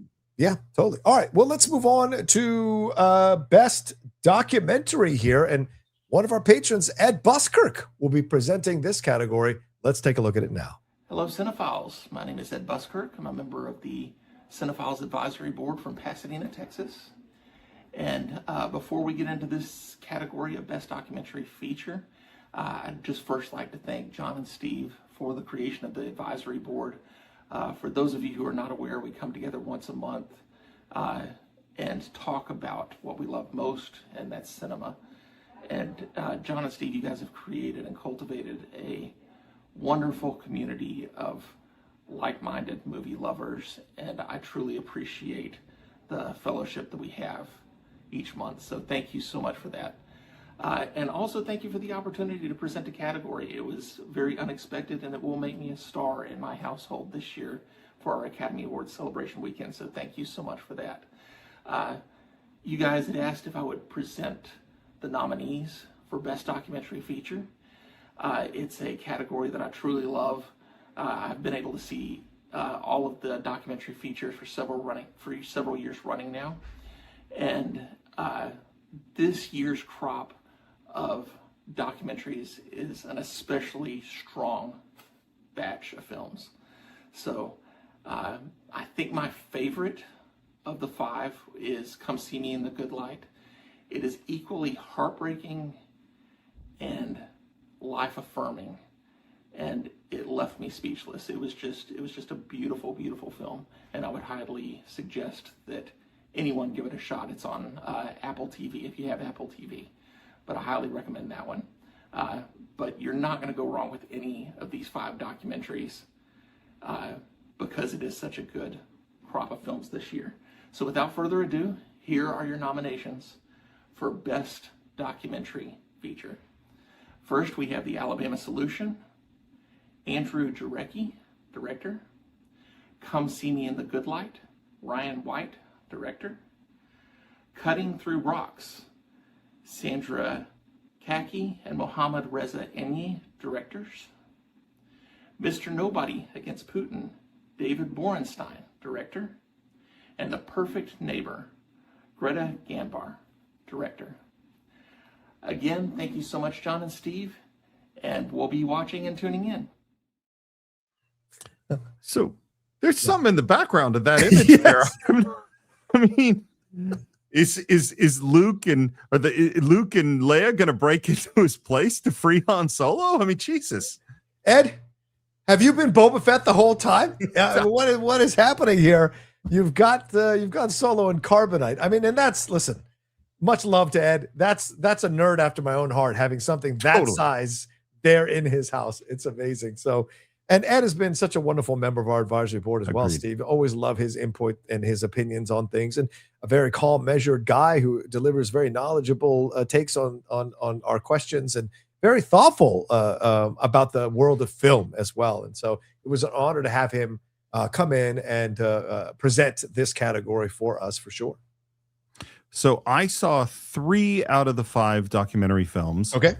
I, in a real show of cowardice, avoided The Perfect Neighbor because I knew how terribly it would upset me. Yeah. And I also didn't see Cutting Through the Rocks, but I did see Mr. Nobody versus Putin, The Alabama Solution, and Come See Me in the Good Light, all of which are excellent, all of which are worth your time. I'm going to be real honest about this. Yeah. There is no movie this year in all of 2025 that moved me and wrecked me and gave me a sense of hope and of a different way of looking at the world more than Come See Me in the Good Light. It's an astounding movie. I cannot recommend it enough. I'm literally sitting here getting teared up thinking about what I saw in that film. It's an incredible film. Yeah, I mean, so you have not seen The Perfect Neighbor yet, right? No, I was scared. No, I know what it's about, and I know Okay. it's going to make me fucking crazy, and at some point I'm going to watch it, but I didn't get to it this time. Okay. Well, it was one of the I had the producer or the publicist for the film reach out to me because I am a member of the Critics' Choice Association and the HJ, and ask me to do a review and watch it. And I kind of was like, oh, it's another documentary, found footage, or not found footage, Right. but like, I don't think that, but so I kind of ignored it, which is a mistake on my part because I saw it 2 weeks later because the Lady Outlaw had listened to an NPR piece on it, and we saw it. And you're exactly right, Steve. It is a devastating documentary. It's fascinating though, because there's been controversy around that documentary. People are like, well, is it a directed documentary if you're just editing the footage that had already been shot through body cams? None of this. Can I interrupt and just say separately. 100% fucking yes? Now go on with your point. Yeah, can I? Yeah, I mean, you could have said that after I was done, but okay. So the situation. I got angry. I'm sorry. It's all right. It's all right. That's film. That's film for you. And I have to say, I am shocked by that because I don't understand the criticism. A documentary is a documentary. Whether you shoot the camera or edit the footage, it's still showing you it's documenting what happened, and that's important to be recognized. So just like you, a little less fervently, but just like you, I feel the same way. I think you shouldn't be coming after a film for this. And I think it's the most powerful one of all the 5 that I saw. And respect to your feelings on Come See Me in the Good Light. I think that was an excellent film. The Putin one was damn good as well. But this one just has lingered with me for a number of reasons since I saw it. And I have a hesitancy to watch it again because the emotional thing I went through watching it, and I had no idea what was going to happen. So I was dreading it like it was almost a feature film. And when it was done, I just was left, just really had to take about an hour to kind of sit and play video games to get that out of my head because it was so devastating. So let's see who our fans thought was the best documentary here, Steve. Let's take a look. Okay. The Perfect Neighbor, Alabama. Ooh. Yeah, this doesn't surprise me at all, honestly. Yeah. Because there's the difference between, it's funny when you don't see a movie. Yeah. When you see a movie, you judge it by the movie that you saw. But when you don't see a movie, you judge it by what you're hearing. There is no documentary I heard people talking about more than The Perfect Neighbor. So it doesn't surprise me that it won. Absolutely. It's on Netflix now for people who want to see it. It won 43.7% of the vote. Although Come See Me in the Good Light put up a good fight there, Steve, in the end. And so did The Alabama Solution, which I think is damn good as well. But The Perfect Neighbor ends up taking this. We did have a couple of write-ins here, Steve. Grand Theft Hamlet and Brothers on 3. I have not seen either one of these. Have you? No, I haven't. Okay. Is there any documentary that you were able to watch this year that you would recommend to people as well, or no? No, I just recommend Come See Me in the Good Light again. I mean, I don't. It just had a really profound effect on me. Right on. I'm feeling. Do we have any comments from our Cinephiles voters about documentaries? We absolutely do. The Perfect Neighbor, this one blew me away in its capacity to tell such a compelling, tragic, and triumphant story almost entirely through police footage. This point I completely agree with. I do not want to take any respect away from The Alabama Solution, which is an amazing movie. So this person says The Alabama solution is what documentaries are for, bringing attention to serious problems within our country that most people would likely never hear about if there was no coverage of it. This is an infuriating and compelling watch and makes me want to do something to take a stand against inhumane treatment of people in this country. I agree with this point 100%. I think the Alabama solution is an incredibly powerful and difficult film where you go, I agree. This is what documentary's for. Yeah. Point the lens of the camera at something that we need to see. And finally, Come See Me in the Good Light. This story affected me on a deeply profound and personal level. That's how I felt about it. Yeah. I want to read this one comment. I made a conscious effort to watch all the documentary noms and all of them. The Perfect Neighbor is easily the best and most impactful of the 5. But my second choice would be Come See Me in the Good Light. All of these movies are various levels of Depression City. So, yeah, that's something to consider when you look at these documentaries for sure. All right, Steve, we up to our next category here. It's cinematography. Please take it away. So for cinematography, I have to find the nominations. I can bring it on the screen here if you'd like. Okay, here we go. No, I found it. Okay. Well, yes, please bring it on the screen. But they are Frankenstein, Dan Lawson, Marty Supreme, Darius Konji, One Battle After Another, Michael Bauman, Sinners, Autumn Durald Ark-Apow, and Train Deems Adolfo Veloso. Yeah. Truly some beautiful movies this year.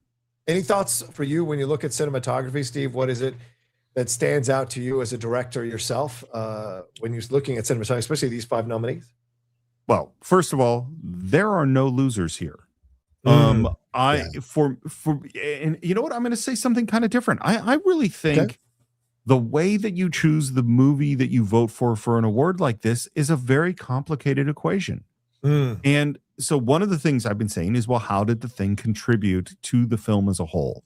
Right. Another thing is sort of, how does it almost go beyond the movie as a whole? You know, and for me, the way that Train Dreams was photographed is just, it is a different experience from all the other movies on the film, on the slate, all of which were excellent.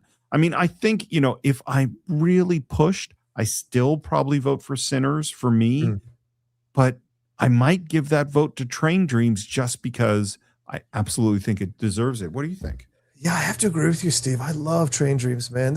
Train Dreams is one of those gems that you know isn't going to win that many awards, if any. Yeah. But you want to champion something like Train Dreams to be watched by more people.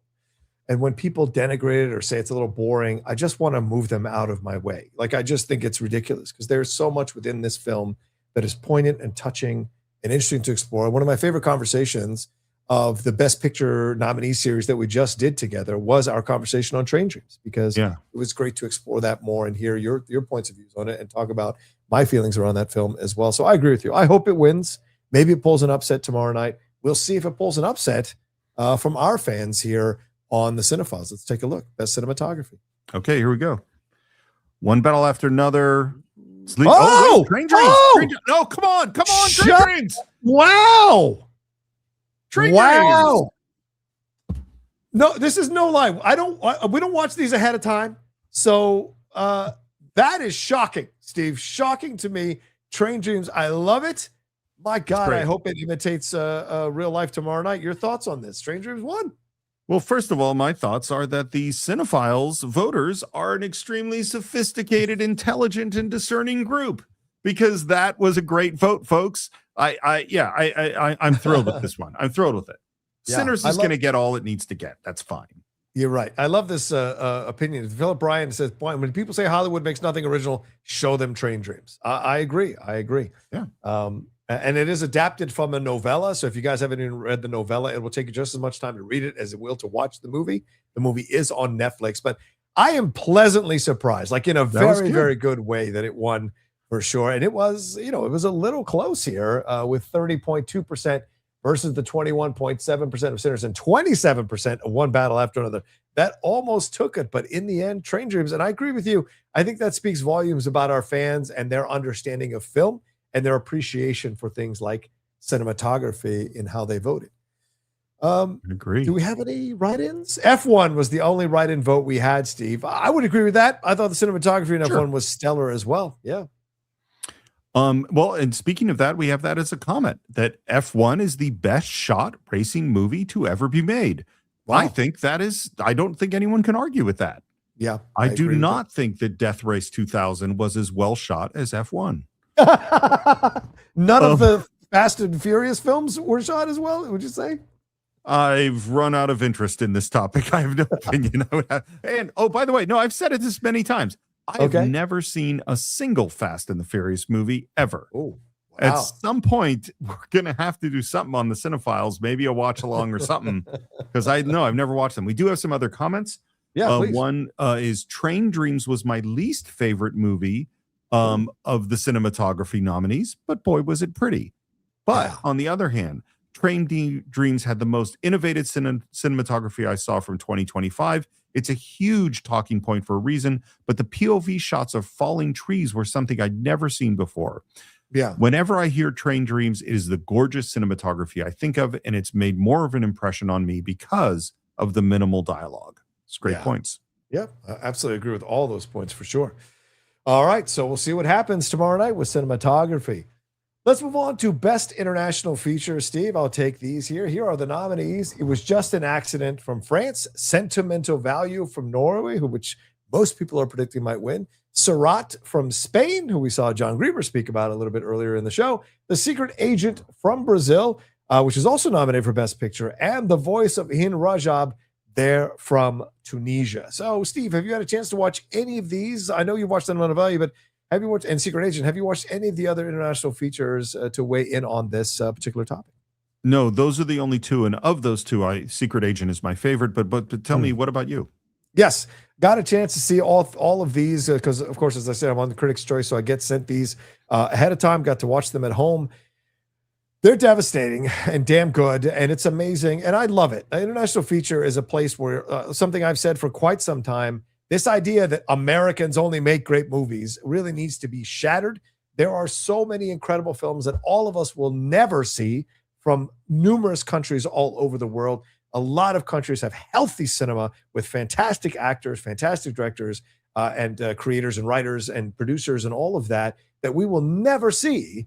And they honor themselves in their own award shows in their respective countries for sure. But there are so many we'll never get a chance to see. And I love when they get a chance to break through on international feature. If there's one category that I would push even harder to get more nominees for is Best International Feature, so that we as a viewing populace can have the access to more of these movies and more of these film communities around the world for sure. I understand. So what you want to do is you want to force the poor, unfortunate, overburdened Academy members to watch more movies with subtitles. Don't get me started. That's going to go over great. If you're going to be a voter, you commit. That's it. That's my answer there. But let's see who our Cinephiles fans voted for Best International Feature, Steve. Right. Let's take a look here. Oh, it was just it's very close. Very close. It was not surprising. Yeah, it's not surprising. Yeah. It's funny because for me, Secret Agent I only saw the two, but Secret Agent I absolutely adored, and Sentimental Value is really, really good. What's your feeling here? I think Sentimental Value is a great play, and I think Secret Agent is a great film, and that's what I think is the difference there. I think I could have watched Sentimental Value on stage and gotten the same effect, but the way that Secret Agent lays itself out, and as we spoke about recently on our Oscar series, the way it adds that folklore with the hairy leg and what it's doing, it's so challenging to the audience. And I think it uses the medium of film better than Sentimental Value does. I think it's actually the best international feature of all the international features I saw because of how it challenged the medium and used the medium in a distinct and interesting way. More so than the other ones, but not because it's somehow infinitely better than the other ones. I just felt what they did with Secret Agent was so much more poignant and powerful and interesting for sure. All right, let's see if we've got any write-ins for this one. We do not. Do we have any? Oh, do we have any comments? I should see. When you're presenting a category, it's tough sometimes to have that laid out as quickly as I would like. You know to what's funny? When they do the actual Oscars, they don't generally make the presenters also produce the film, switch the cameras, load the media, cue the music. True. They don't usually have to do all of those things at the same time. Yes. Well, I'll read these now. Khan got it right by awarding Jafar Panahi top honors. That's fair. Absolutely. A lot of people love that film. Sentimental Value was filled with complex characters that were so fully realized. There is no doubt as to why it pulled in so many acting nominations. This one is probably from our friend JG. It was just an accident. Was so fresh and fascinating, both darkly comic, farcical, and painfully serious. Yeah, a lot of people have really enjoyed It Was Just an Accident, and when you see the movie, it's not hard to see why, for sure. All right, let's move on to our next category. Steve, take it away. Best screenplay. I mean, we got some fantastic nominations here, including Blue Moon, written by Robert Kaplow. It Was Just an Accident, written by Jafar Pani. Marty Supreme, written by Ronald Bronstein and Josh Safdie. Sentimental Value, written by Eskil Vogt and Joaquin Trier. And Sinners, of course, written by Ryan Coogler. I think this is a great category. And it kind of depends on, to me, on like, what do you think screenwriting is? So if you think screenwriting is the art of writing dialogue, which is certainly an important subset of screenwriting, for me, Blue Moon is actually an incredible screenplay, because that's all it is. It is talk. It is exactly the kind of, you said, a film is like a play. Well, this Sentimental Value is like a play. Well, Blue Moon is 100% a play. We're all in one room. We're with the characters. It is just dialogue based. So in that sense, excellent. But if you think of screenwriting as the entire creation of the structure of a story, the setting, how characters interact, the complexity of plot devices, when things are planted and when they pay off, to me, it's Sinners. Yeah. There's no more original movie. There's no more complex structure of a movie. There's no movie that has to develop more characters that are come out in an amazing way and give full arcs to those characters and has themes as complex and powerful in terms of an original screenplay for me as Sinners. Yeah. I agree with you. I think that's an incredible film in the way it was written. I love the Marty Supreme dialogue as it veers into some of the more like unsettling and unsavory areas of humanity and the desire to achieve things and the deals that you have to make with your principles, morals, and ethics and self-esteem as you try to achieve the things you want to achieve. But I would say those are the top two screenplays for me. I agree with you with every word you said about Sinners. And let's see what our fans thought, they think is the best original screenplay. Let's take a look. I have a feeling about what's going to happen. My feeling is not being dissuaded. I feel like we were correct. Wow. Yeah. That's a absolute devastation there. 62.7% for Sinners there, Steve. You're right. As you said, not close at all. No one got above 13.5%, any of the other nominees, for sure. And It Was Just an Accident a little farther back. And I think that has to be because a lot of people probably voting for our awards maybe didn't see the movie, for sure. We did have a write-in, though. We had Companion, that movie from February of last year with Jack Quaid. And I forget the actress's name. She's in Yellow Jackets. I forgot her name, but Sophie, I can't forget her name. But yeah, that a lot of people did enjoy Companion as well last year, Steve. Any screenplay snub or anything? Or should we wait till Snubs to talk about that? Should we wait till No, but I do have some comments from our fans. Yes, let's hear it. For instance, It Was Just an Accident. I'd be happy with a Coogler win, which I have no doubt about, but It Was Just an Accident was one of the great films I saw last year. I'd also classify it as an important film. Here's another one, and I feel this is, like you get into like, how do people respond emotionally to a film? Yeah. Both times I've seen Sentimental Value, the screenplay has completely bowled me over.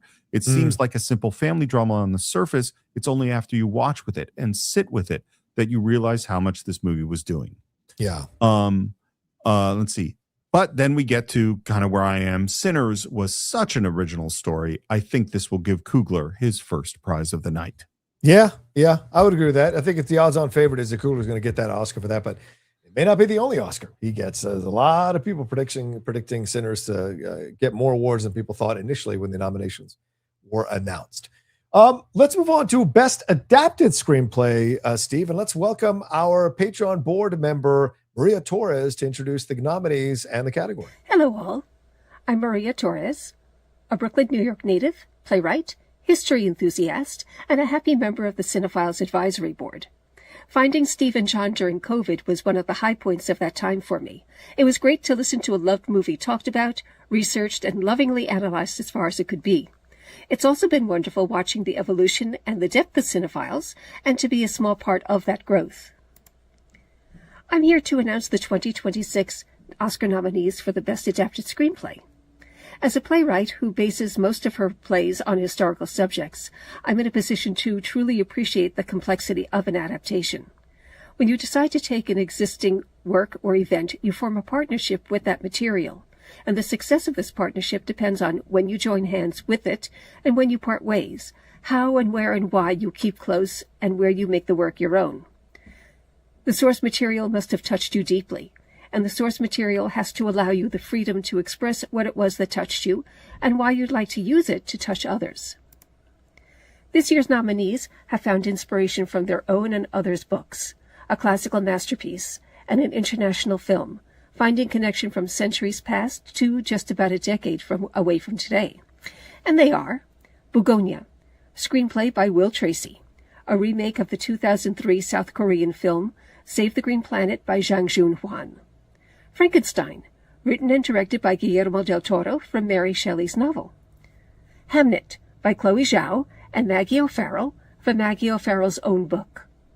One Battle After Another by Thomas Anderson, inspired by the 1990 novel Vineland by Thomas Pynchon. And Train Dreams, screenplay by Clint Bentley and Greg Quidar, based on the 2011 novella by Dennis Johnson. Congratulations to all the nominees, applause to their sources, and cheers to the winner. Oh, thank you, Maria. Very kind of you. That's a perfect Maria video, isn't it? It's just a perfect Maria video.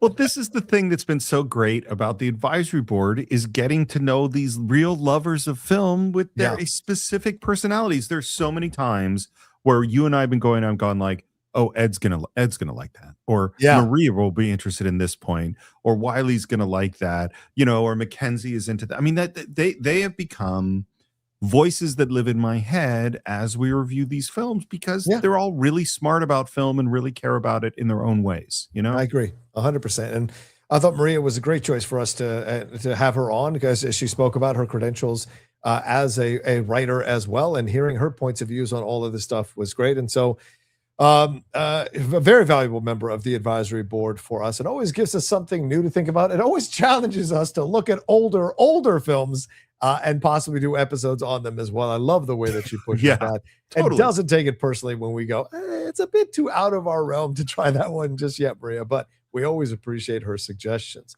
Well, let's find out what the fans thought, Steve, about who they selected for Best Adapted Screenplay. One Battle. Yeah. Pretty much, it seems like. Although Hamnet, I'm glad Hamnet put up a fight here overall. But yes, One Battle After Another seems like it's going to take this one. What are your thoughts on this, Steve? So I think I said before, I've never read a Thomas Pynchon novel, and I think maybe that they just have to start going on my list, and I have to put them on Audible and start listening to them, because I've heard that they are crazy books. And so I can only imagine. I mean, obviously, One Battle is a great screenplay. That goes without saying. What I don't know is the source material. So I'd be very curious. And my guess is he deserves every single accolade he gets for adapting that screenplay. Yeah. Except that personally, I wish Hamnet had won. I just do. That's just because.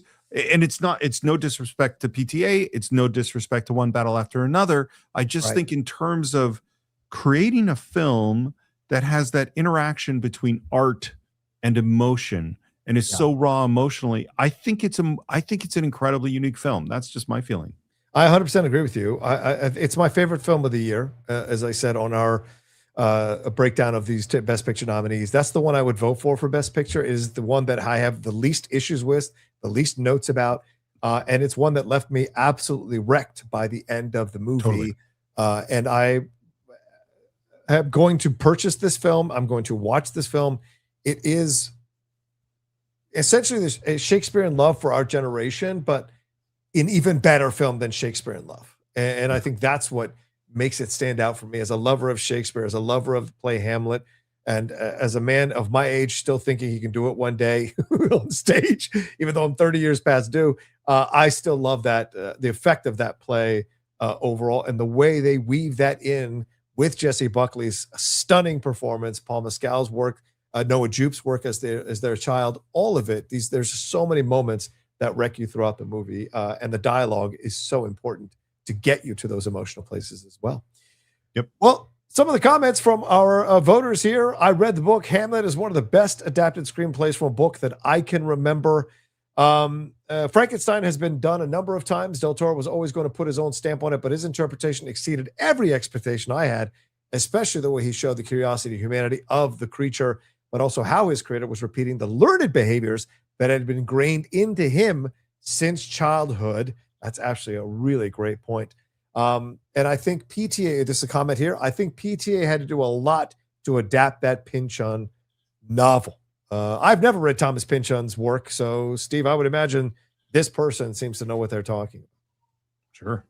By the way, I just had a thought. Just going to share it with you. If I were ever to do Frankenstein, which I am never going to do, I would start it with the first breath and the eyes opening of the creature and tell it entirely from their perspective. Interesting. I would, that's what I would do. Anyway, moving on. Would you change the name of the film to The Creature, The Monster, since it's told from his point of view? Well, now I'm going to have to consult the marketing department because the monster doesn't have the name recognition of Frankenstein. We've also got some design issues going on. Plus, we're actually going to do a Happy Meal tie-in. And so, look, there's a lot of irons in the fire on this, the development of this project. In fact, I'm just getting a text right now from my agent. Hold on, I can't talk about this anymore. I'm under NDA. Oh, let's move on. Big Mac good. Yeah, there you go. That's a good tie-in there. Which, it would be Big Arch good, but Big Arch. I can't even try that one. I don't even want to try that one. All right, well, let's move on to Best Actress. Steve, take it away, my friend. This is look. I'm just going to say, I think they're great performances in this category, and there seems to be very little doubt about what will happen, and I agree. The nominees are Jesse Buckley, of course, for Hamnet, Rose Byrne for If I Had Legs, I'd Kick You, Kate Hudson, Song Sung Blue, Renate Rienzvi, Sentimental Value, and of course, Emma Stone for Begonia. Yeah. I think these are all good performances. I do. Yeah. And Jesse Buckley's performance is astounding and groundbreaking and transformative. At a time when some of these categories that felt like locks are no longer locks, this one has remained a lock through it all. Yeah. Jesse, there's been no negativity. I don't think that Kat's comment from a few days ago will affect anything. People always looking for something to fucking denigrate the great performers. I hate all that stuff. I agree with you 1,000%. The Chalamet opera ballet thing. We can discuss whether or not you agree with that comment or don't. Maybe we'll do a short on it. Yeah, but that is immaterial to his performance in Marty Supreme. As far as I agree. And one of the bitchiest people on the planet behind the scenes, Nathan Lane, being sanctimonious about it on The View, was about one of the most ridiculous things I've ever seen. Considering how many times I've heard people say how much shit Nathan Lane has talked about other people and their work behind the scenes. Stay in your effing lane. But listen, but I agree. All this stuff is unnecessary because these awards are supposed to be about the performances. And Jesse Buckley delivered the best performance of the year. I agree with you 1,000%. And all of these actresses were fantastic, but Jesse just seems like far and away the choice. But let's see what our fans think, Steve. Maybe there's an upset brewing with our fans. We'll see. We'll see. Let's take a look. Okay, Rose Byrne and I don't think there's going to be an upset, John. No, there isn't. No one's. I don't think anyone's broken the 70% mark, though, Steve. No, right? It's been. We got to the 60s. Mid 60s is the highest we've gotten, but that is as we would expect it, of course. Yeah, still 57.9 versus Rose at 16.5. That's an even bigger number than I expected Rose to get in this category. So not as overwhelming as I would have thought, but pretty overwhelming anyway when it comes to it. We had a couple of write-ins for. Oh no, sorry. Steve, do you want to? Here's the write-ins for this one, Steve. Julie Garner in Weapons, and Amanda Seyfried in The Housemaid. Any thoughts on these? Did you see? Oh no, I don't think you see Weapons. Did you see Housemaid by any chance?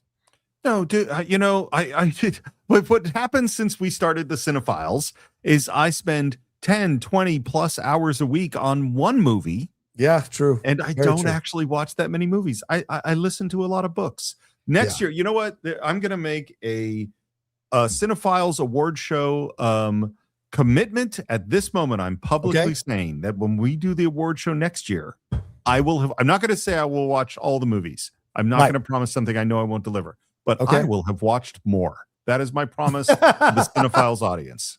Well, I appreciate that. You always got to set your goals to attainable levels. So I appreciate reasonable levels. Don't go too fast. Someone could slip and fall. We don't want to try things too hard. You could pull a muscle. I'm not a young man. You're right. Did neither of us are. Did any of our voters have some comments around the best actress category, either supporting or nominating other people? Please.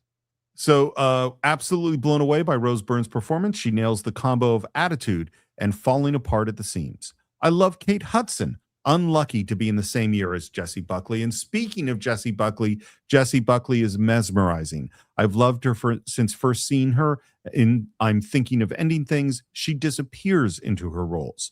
Another one, she's practically swept all the seasons, and for good reason. I have adored her since I first saw her in The Tempest from the Globe Theater. This is acting. Hamnet is my favorite movie from 2025, and Buckley is the first 5 reasons why. Wow. That's a great comment. Thoroughly agree with that 100%, as I've said.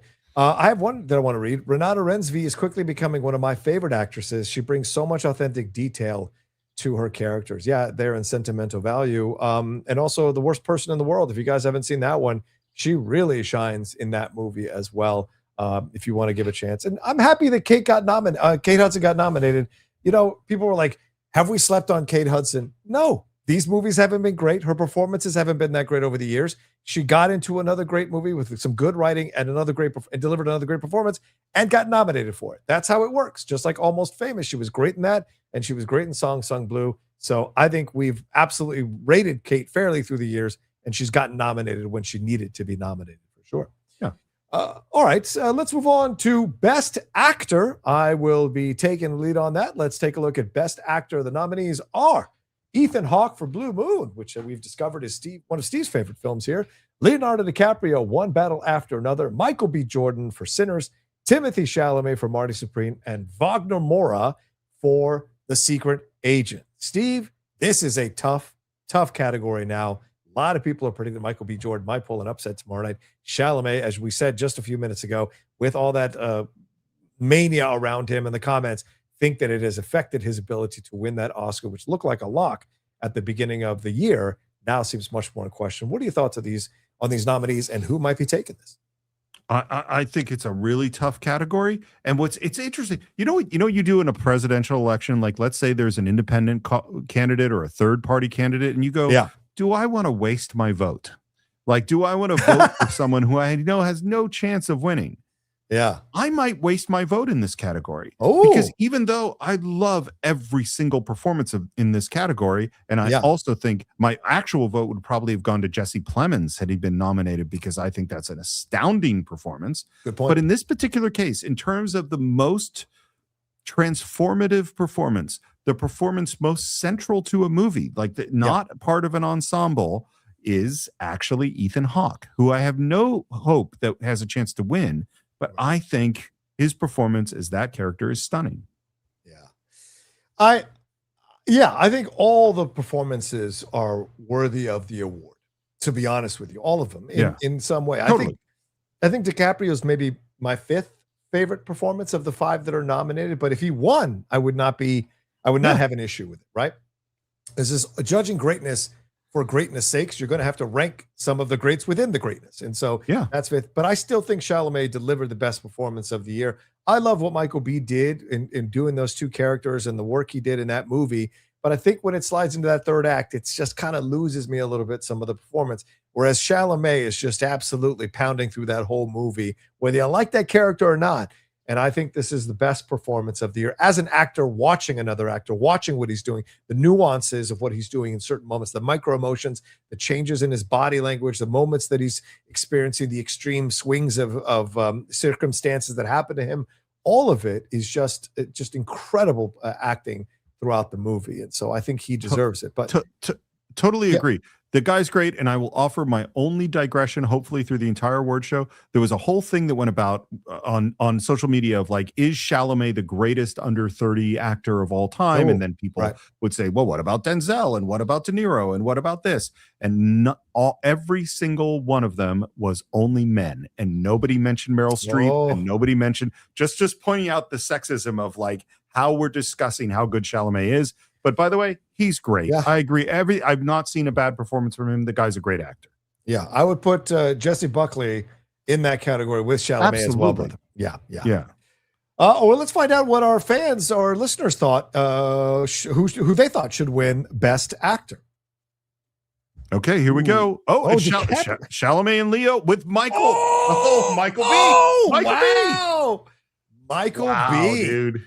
Wow. That's surprising. I have to say, I'm a little surprised by that. Yeah. Can you bring it up again? How close was it? Because it seemed like it was really close. Yes, it was. All three of these were within a 37, 30, and 18. Wow. Yeah, that's amazing. Sadly, Wagner only getting 3% of the vote. Again, I have to think it's because people didn't watch that movie necessarily. And I think Blue Moon didn't get a lot of hype, so people maybe hadn't watched this. So these three being the battle all the way to the end is something. But it wasn't 37 to 36. It's 37 to 30. So Jordan, by a little bit, does definitely take this thing. This could be a preview to what's going to happen tomorrow night, Steve, because as we said, our voters are very astute film watchers. And if they think Michael B. delivered the performance of the year, it's interesting to see what will happen tomorrow night. You know, there's the thing where there's some town in Vermont or New Hampshire that has predicted every presidential election since whatever year. Yeah. I think maybe the Cine-Files Awards will be that. I think we need to do some statistical analysis on the accuracy of the ability, and then we'll have bettors and all sorts of people supporting the Cine-Files Award show because it'll give them a tip on what's about to happen. I think this is a good plan for us. I think you should take it on because I can't even spell statistical, so I think you should absolutely jump on that and find that out. Done. Yeah. Well, let's see some of the write-in candidates for a Best Actor from our voters as well here. Brad Pitt in F1, certainly couldn't argue that. Dylan O'Brien in Twinless, and Ray Fiennes in Conclave snuck in here. I guess maybe Conclave was shown in other countries later on than it was shown in our country, but sliding Ray Fiennes in Conclave, who was nominated last year at the Academy Awards, kind of interesting to put him in the writing category. Any thoughts on that, Steve? Two possibilities there. One is that someone just loves Conclave, and because of the international date line, they actually saw it this year instead of last year. Possibility the second is whoever did QC on these cards missed something. Maybe. I'm going to go with the first reason, though. It's probably that. It's probably that. Which is fair. Which is totally fair, by the way. Here we go. Here we go. Some comments here from our voters. I've seen very few movies where an actor playing two different characters manages to make both convincing. Michael B. Jordan's performance in Sinners made it immersive. Michael should receive 2 Oscars for 2 different performances in that movie. Wow. Miles Teller. You know, they should have nominated from Best Actor and Best Supporting Actor. Yeah, there you go. Right. Because one disappeared. Hawk creates a character that is much sympathetic as he is cringe-inducing. He is center stage for the entirety of the film, holding court in the bar just outside of legendary stardom. It's an unforgettable performance. I agree. Yeah. I agree. I've been a fan of sadly, the character I related most to in every movie this year. I did not relate to Smoker Stack. I didn't feel like a rebel on the run. I wasn't actually William Shakespeare or anything else. The short, balding, drunk, desperate, failed writer trying to get attention. I related. There you go. A couple of more comments here. I've been a fan of Wagner Moura since the Tropa de Elite films. I lived in Brazil when the second one came out, and the main reason those films work is because of Moura's performance. Yeah, I have to start watching Narcos now to enjoy Wagner in another arena as well. I have one more I want to read here that where is Brendan Fraser for Rental Family, though? I think that's fair. And Joel Edgerton from Train Dreams. I would have absolutely put Joel in here, even over DiCaprio, to be honest with you. I would have put Joel's performance in here. And, of course, we'd mentioned Jesse Plemons. I agree with you, Steve, 100%. One of the best performances of the year. Well, this is why your point of expanding the nomination list, or at least making the nomination list, making it flexible, say like, hey, you know what? We have 7 great actor performances this year. We're going to have 7 nominations. I think we need to do that. I agree. I'm glad you agree with me, brother, because so many people push against it, claiming that it's removing the exclusivity of it all, which I think is utter madness. We've expanded everywhere else. We've got more playoff teams in every sport, and it's never diluted the champion. So to me, it's always been about opening the party just a little bit more so we can recognize more people. There's nothing wrong with that. The statement, we don't want to remove exclusivity anymore. I'm like, no, we do. The exclusivity is not a good thing. All right, well, let's move on to Steve, a category you know intimately well. Best director. Take it away, my friend. Fantastic list of nominees. We have Hamnet by Chloe Zhao, Marty Supreme, Josh Safdie directing. Of course, Paul Thomas Anderson directed One Battle After Another. Sentimental Value, directed by Joaquin Trier. And Sinners, Ryan Coogler's masterpiece. Do we have the 7-second delay on this broadcast so we could just pull that out? Something like that? Googler's his twin, like Smoke and Stack. That's who his twin is there. Coogler and Googler. I like it. All right, Steve, you're our resident director. You've directed feature films, documentaries. Your thoughts on this category? Who you think is going to win here, and who you think should win? Yeah, those are 2 very different questions. Like my gut on who I think will win is either Coogler or Paul Thomas Anderson. And my, as we know, my atrophied prediction skill would say that it's more likely Paul Thomas Anderson. But these are all great directors. I mean, that's the thing that was such a joy this year, is being let into these unique visions. I mean, no one other than Chloe Zhao could make Hamnet.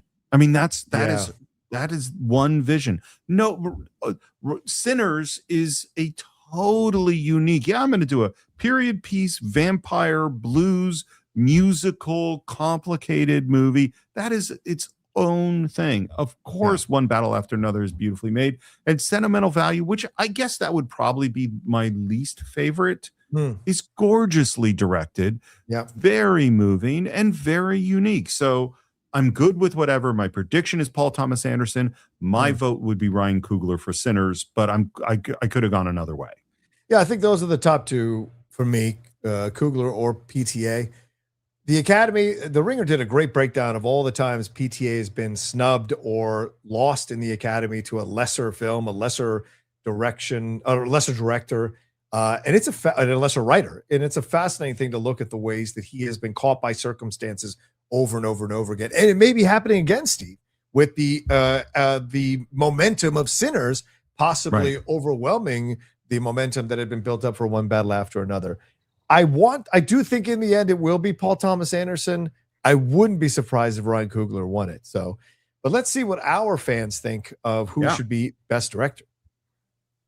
Okay. Coogler. Well, it's not surprising. And in the very end, Paul Thomas Anderson. I'm not surprised. That's kind of what I expected to see. Yeah. You know, I mean, this is that weird thing. It's what we've been talking about this whole time, is Paul Thomas Anderson is a candidate with decades of movies that went unrecognized that people loved. Yes. And Coogler is a candidate with only 1 decade of movies that have, you know what I mean? Like, so that's part of what's going on. Yeah, I agree with you 100%. And no surprise there in the end. PTA is what, but that Ryan Coogler fought the good fight all the way until the end. No surprise either. And that may be the way it goes down tomorrow night as well. Some other write-ins for this, Steve. One other write-in, it was Park Chan-wook for No Other Choice. Yeah, a lot of people liked No Other Choice. I thought it was a little overlong, but you can't deny the directing ability behind it for sure. Did you get a chance to see that one as well, Steve? No. I mean, this is it's honestly the most embarrassing thing on this award show has been how many movies I haven't seen. So but I can tell you there were a lot of people talking about this film in the biggest snub of the year category. So obviously a film that gets a lot of passion. Okay. Do we have comments from some of our fans about the directing category? Of course we do. PTA should win as many Oscars for One Battle After Another as he possibly can. Wow. Coogler did such an amazing job telling the story and took some big swings that really worked. For me, that gives him the edge over his competitors. PTA is probably winning, but I have to give Chloe her flowers. I'm so glad Eternals didn't work out, just so she resumed making lower budget indies. She's made me feel things with Hamnet I haven't felt in a movie theater in a long time. That reflects your experience, I think, too. It really is. I mean, I know that PTA or Ryan's going to win, but I think Chloe Zhao directed the best film of the year. And to me, she's the best director of the year because of that. I mean, what the performances that she got out of Jesse and out of Paul Mescal and Noah Jupe and other people there, and the way she brought you through that journey and what she did in those last 30 to 40 minutes of that movie, I will put up against any 30 or 40 minutes of any movie this year, including the car chase sequence in One Battle After Another, which I think is an incredible sequence. And as I said, the third act of Sinners falls apart for me a little bit, which is where I think Coogler's direction has holes in it, but there's no falling apart anywhere in Hamnet from Chloe Zhao as a director. And I think if she pulled the upset tomorrow night, I would not be in any way surprised, and I'd be overjoyed, to be honest with you. As much as I would like Ryan or PTA to win, I think Chloe Zhao winning it would be an amazing thing. And it is, unless she hasn't had a film win for Best Picture with Nomadland. So we will see. Yeah. In the end, here's one more comment I thought was interesting. Too many of the great auteur directors from the 90s have gone unrecognized in this category. Tarantino, Lee, Fincher, Wes Anderson, etc. It's time to honor one from this group. Even though I do not believe that OBAA is his best work, the award has to go to PTA for yet another inspired film on American life. Yeah, that's a great point. Well, Steve, as is the tendency of award shows, we are running long, so we got to get to a Best Picture. We're going to have to push the shows that are scheduled after this. Apologies to all the affiliates. Yes. Apologies to Silk Stockings, Forever Night, what other things we've got going on. But we got to get this award out. Let's get to the big one, Steve. Best Picture. Let's look at the nominees here. F1, Frankenstein, Hamnet, Marty Supreme, One Battle After Another, Sentimental Value, Sinners, Train Dreams, and Weapons. Apparently a mistake. Oh, again, we're back to, because Weapons was not nominated. I'm pretty sure. Okay, so again, the QC department of the vast cinephiles team. I apologize. That was probably on me for sure. But, I checked them all. It was okay. Yeah, that's on me. Sorry, folks. Well, as I said, we're about to wrap things up. So, of course, we'd have to miss a few. So let's read them again. Secret Agent, Begonia, Marty Supreme, Train Dreams, F1, Sinners, Frankenstein, Hamnet, One Battle After Another, and Sentimental Value. So apologies to people who looked at that graphic. Those are the actual nominees. So, Steve, your thoughts on these Best Picture? I mean, they talk about it being a weak year. I look at the varied films that are nominated for Best Picture, and I don't see this as a weak year of movies at all. I think there's some great films in this category. I don't know who the hell is saying this is a weak year. That's just ridiculous to me, because I loved every single one of the nominated films. Yeah. It's such a weird thing. There are years where I will be, really upset if the thing that I think that should win doesn't win. This is not one of these years. Like, my vote is Sinners. That's the movie that affected me most powerfully. If One Battle After Another wins, I am 100% cheering. If Hamnet wins, I'm great. Train Dreams is not going to win, but it is an amazing film. Right. Secret Agent is a movie where, other than the ending, which I still have to reckon with, was almost my favorite film of the year. I mean, all of these movies, Begonia, challenging, funny, strange, interesting, all sort thought-provoking. I mean, this is a great slate of films. I agree 100%. I mean, even F1 as dad cinema, I think deserves its place in here. And I saw some of these hoity-toity, self-important critics pushing back on F1 being nominated, and I was like, move away from here. Like, it's got nothing to do with what we're looking at when this thing. Being the best film of the year doesn't always have to be the one that you talk about at the coffee shop with your other arrogant little pricks. It's about it's about great filmmaking. Great filmmaking. Best Picture is great filmmaking. F1 is great filmmaking. One Battle After Another, of course. Sentimental Value, I think, is an amazing film. Even watching it a second time, being even more engrossed in the characters. Definitely Secret Agent. I love the way what it reflects there in Brazil in that time, and the commentary about authoritarianism and finding joy within the authoritarianism, which I think a lot of us are trying to do nowadays. Begonia, I mean, Begonia, if that won Best Picture, I would not be upset about that. It's an incredible film with a very powerful commentary about our world and about us as human beings. Marty Supreme, one of my quietly favorite films for sure. Frankenstein, I think, is one of the best adaptations of that story ever. I found myself, I've seen it 3 times now. I love the journey it takes me on. Del Toro speaking my language more so than any other film. Train Dreams, a gem. And of course, Hamnet, my favorite film of the year for sure. But Steve, let's find out who our voters chose for Best Picture. Yes, and hopefully I didn't mess up the... No, it looks like... Oh! Wow! Yeah. Sinners at the end takes it at the end there. Sinners does. So, wow, Steve. 37.4% to 34.4%. Sinners ends up taking Best Picture over One Battle After Another. Amazing stuff, Steve. Amazing stuff. For some reason, Weapons found its way into the list, but I'm checking with PricewaterhouseCoopers at this moment to make sure that the tabulations are correct. And in fact, that is correct, that Sinners is the winner. Apologize for any accounting errors, and obviously we'll be firing PricewaterhouseCoopers at the end of this broadcast because clearly they did not live up to the Cinephiles Award standard. But I'm thrilled. I mean, it's the movie that I wanted to win because it was most powerful to me. No disrespect to the other films. No disrespect. But I think this might be the way it goes tomorrow night as well. Very, very possible that it goes that way tomorrow night as well. A lot of people have been feeling that PTA might win Best Director, but that Sinners will win Best Picture.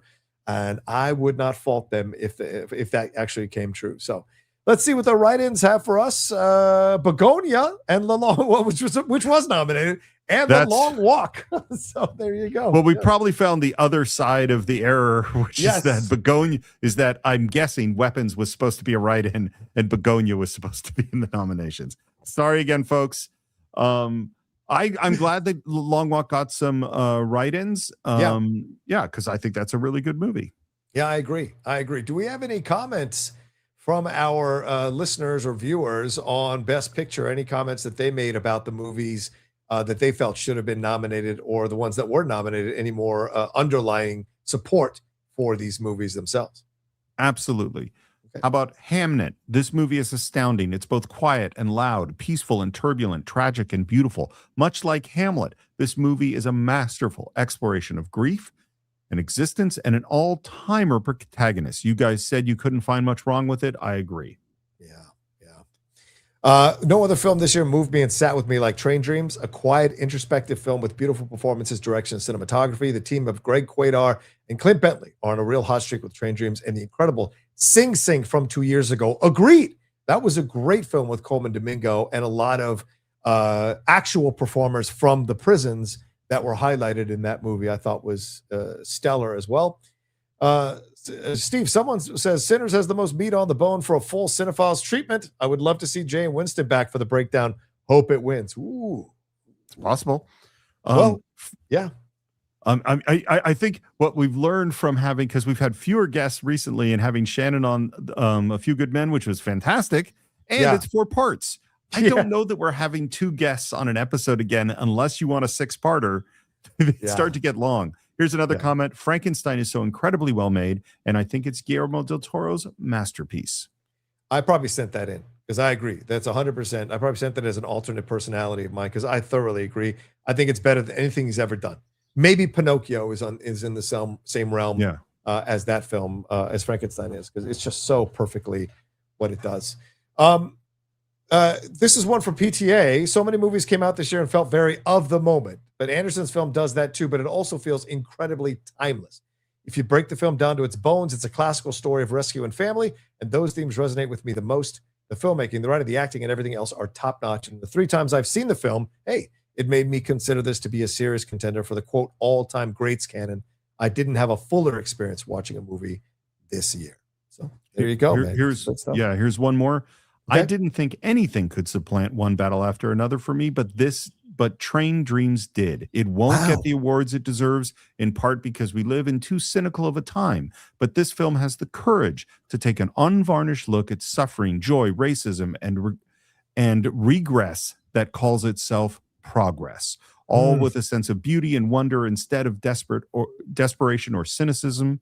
This and Perfect Neighbor are the only two films of 2025 that made me cry. Well, I cried a lot more, did a lot more films than that, but I 100% agree with the sentiment. Yeah, agreed. Well, Steve, that's our winner for Best Picture. So that means that we will be doing Sinners on the Cine-Files. Someone getting ahead of us with the joke, calling us the Sinner Files. We will absolutely be doing that later on this year. Look for our announcement as well. I'm excited to tackle that with you, brother. That's going to be a lot to talk about for sure. I love this new tradition because I love the fact that we can have this award show and now I can look forward to, all right, we're going to dig into Sinners. And by the way, there's some movies that are kind of, not too big a deal, easy to dig into on the Cine-Files. Yeah. Sinners ain't going to be one of those. Nope. This is going to be one of those like real tough movies with a lot of detail to figure out. And I, for one, cannot wait.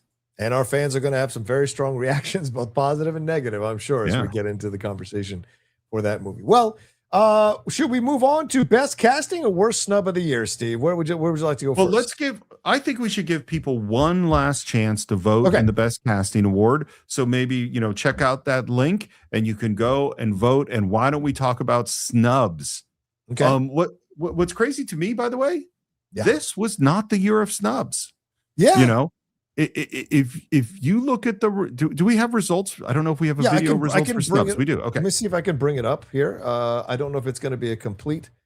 But this one's a little weird because it's all write-ins. Yeah.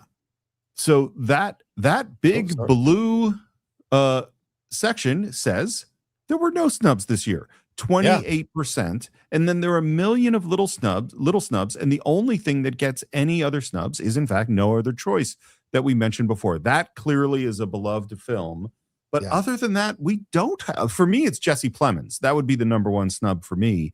But this is not the year of snubs. That's the big lesson here. Even though we got 33 responses to this, let me take that down. I agree with you. It was not the year of snubs.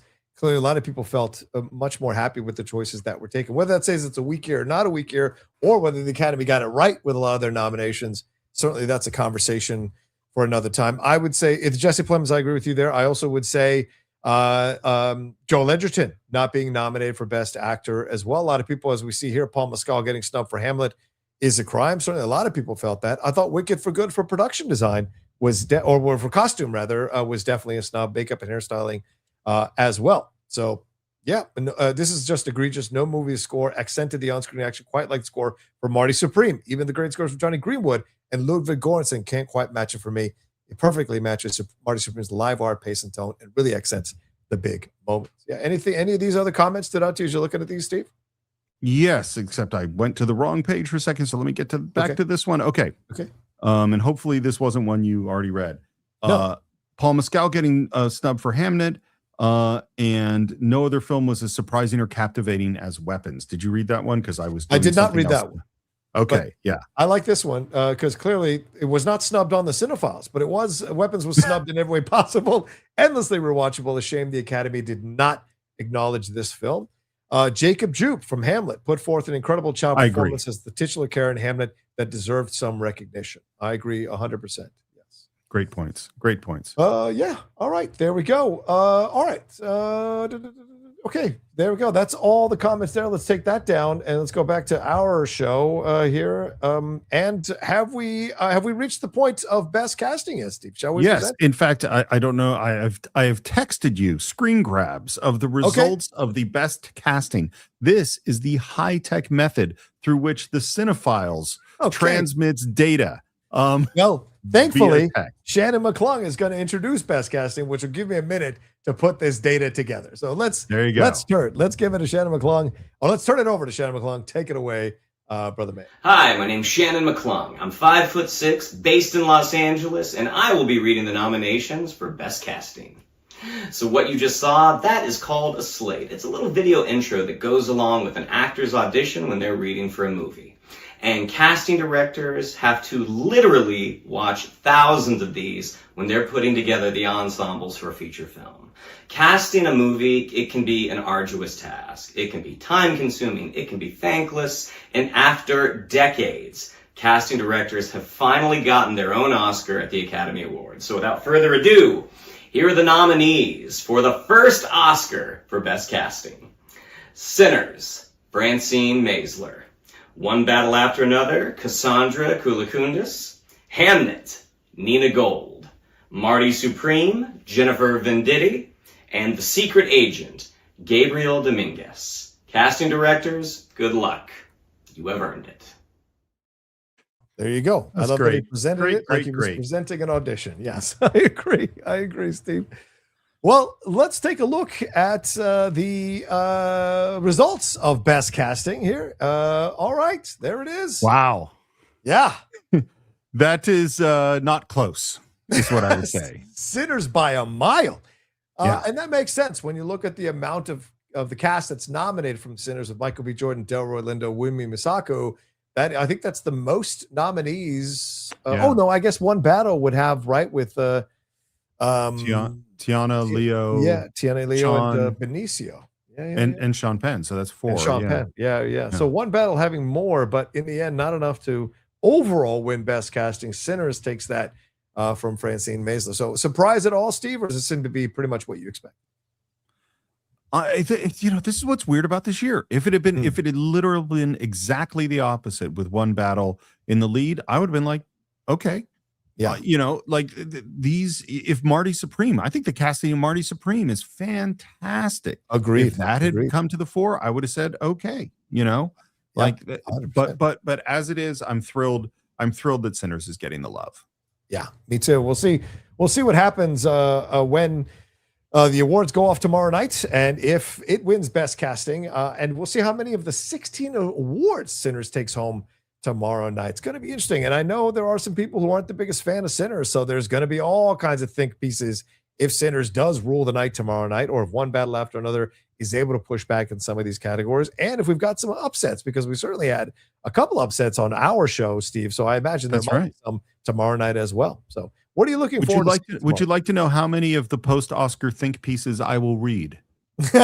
Sure. Feel free. Well, the number will be probably 0. Wow. Okay. All right. Yeah. I won't write mine then. That's fine. I appreciate that. Oh, if you write it, I'll read it, John. I'll read anything my friends write. Oh, okay. Fair point. Yeah. Well, speaking of writing, let's get into some of these questions, Steve, before we wrap up our show here. I know we're running late, so let's see. Carlton Runner, thank you, Carlton. Said London Calling. Can't wait to watch this on the rerun. You two look damn handsome, all suited and booted. Thank you. My only wish is Buckley wins Best Actress, and certainly did on the Cinephiles, so probably will tomorrow night as well. Yeah. Yeah. Vincent Zawada says Penn or Jacob for supporting. They were next level. No arguments. I agree. Also says no other choice should have been nominated. So, another snub there, Steve, for sure. They agree with a lot of people.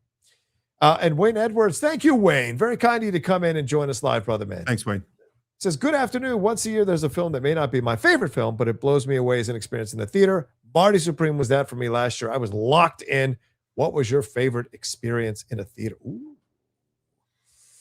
Favorite experience? Probably Marty. It actually probably was. No, it was Sinners. No, it was hands down. It was Sinners, because I saw it on the actual true IMAX up at the Universal City Walk.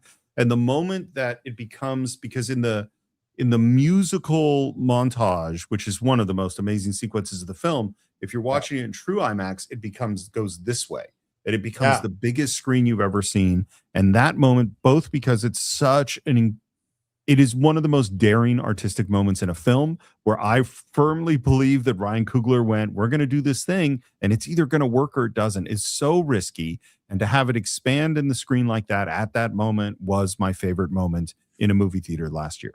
Yeah, I have to say I agree with Steve. Sinners, I remember seeing that at the Grossmont IMAX, which is the best IMAX theater in this area of San Diego. I drove 35 minutes to go see it on that 70 millimeter screen, and it was utterly stunning to watch the movie that way, and it was blown away by it. I would put, I know people might get mad at me, but I would put Superman in that mix, and I would definitely put Marty Supreme in that mix. I was absolutely transported by both of those films into the world that was being shown to me. It's not a coincidence that I saw them both on IMAX as well and was just blown away. And then One Battle, of course. I went back and saw that 3 times in the theaters because I enjoyed the experience the first time when I saw it in a theater with 5 people in it, which allowed me to really relax and enjoy the movie and not hear anybody talking or eating food during critical moments. So yeah, those are probably my top 5 experiences, but I would agree with Steve. Sinners was the one that I was like, what? I'm watching something I know is art and I'm experiencing it from deep in my soul. So yeah, 100%. Zawada says, and for One Battle, a semen demon. That's right, a semen demon. The great Jim Downey with that line for sure. All right, Steve, that is our second annual Cinephiles Awards. Let's wrap it up there. Any final words here as we say goodbye for another year for this show? Yes, congratulations to all the winners. I know that Jesse Buckley, PTA, Leo, Michael B. Jordan are all sitting on the edge of their seats watching this right now as we speak. We really think they did a great job, and anytime they want to come on the show for their acceptance speeches, we probably could make that work. Thank you so much. The people that voted in this award show, this is your chance to have your voice heard because your voice matters. And the comments we got, the presentations that our Cinephiles folks made, our advisory board made, our Geek Buddies made, our friends made is just absolutely amazing. It's wonderful to be part of this community where people truly, truly love film and want to celebrate it in all its incredible detail. And I'm thrilled to have been part of the second annual Cinephiles Awards. Yep, I share your thrills as well. And it's an honor to host it with you, brother, and talk about films with you throughout the year, and certainly hear from our fans, their thoughts on all the films that are nominated, all the films that they wish had been nominated for these categories. It means a lot. Thanks to everybody who joined us live. Thanks for the lively chat. Thanks for the Streamlabs or the super chats that a lot of you sent through. We appreciate that madly. And thanks for the back and forth and the rhetoric throughout as well. And of course, the support throughout the year. All of you, you know, we didn't know what was going to happen when we started the show 10 years ago. To see that we're still doing it and that our fan base keeps growing and that you all appreciate how we have evolved as a show means a lot, and how much you care about our opinions on these films and how much you want to interact with us. And of course, the best way you can interact with us personally is to join our advisory board on the Cinephiles Patreon. But honestly, joining at any level of our Patreon to support our show, we really appreciate madly. And for those of you who are listening to us later on and with the ads, please remember to use our code for any of those goods and services so you can get some money off, and you can send a signal to those people who support our show, those companies, they should keep on coming back and supporting us here on the Cinephiles. All right. For my partner, Steve Morris, I am John Rocha. Thanks to everybody who joined us for our second annual Cinephiles Awards, all of our guests, all of our fans, and we'll talk to you next year with another brand new episode of the Cinephiles Awards, the third annual Cinephiles Awards. Enjoy the Oscars tomorrow night, and we'll talk to you then. Take care. Thank you.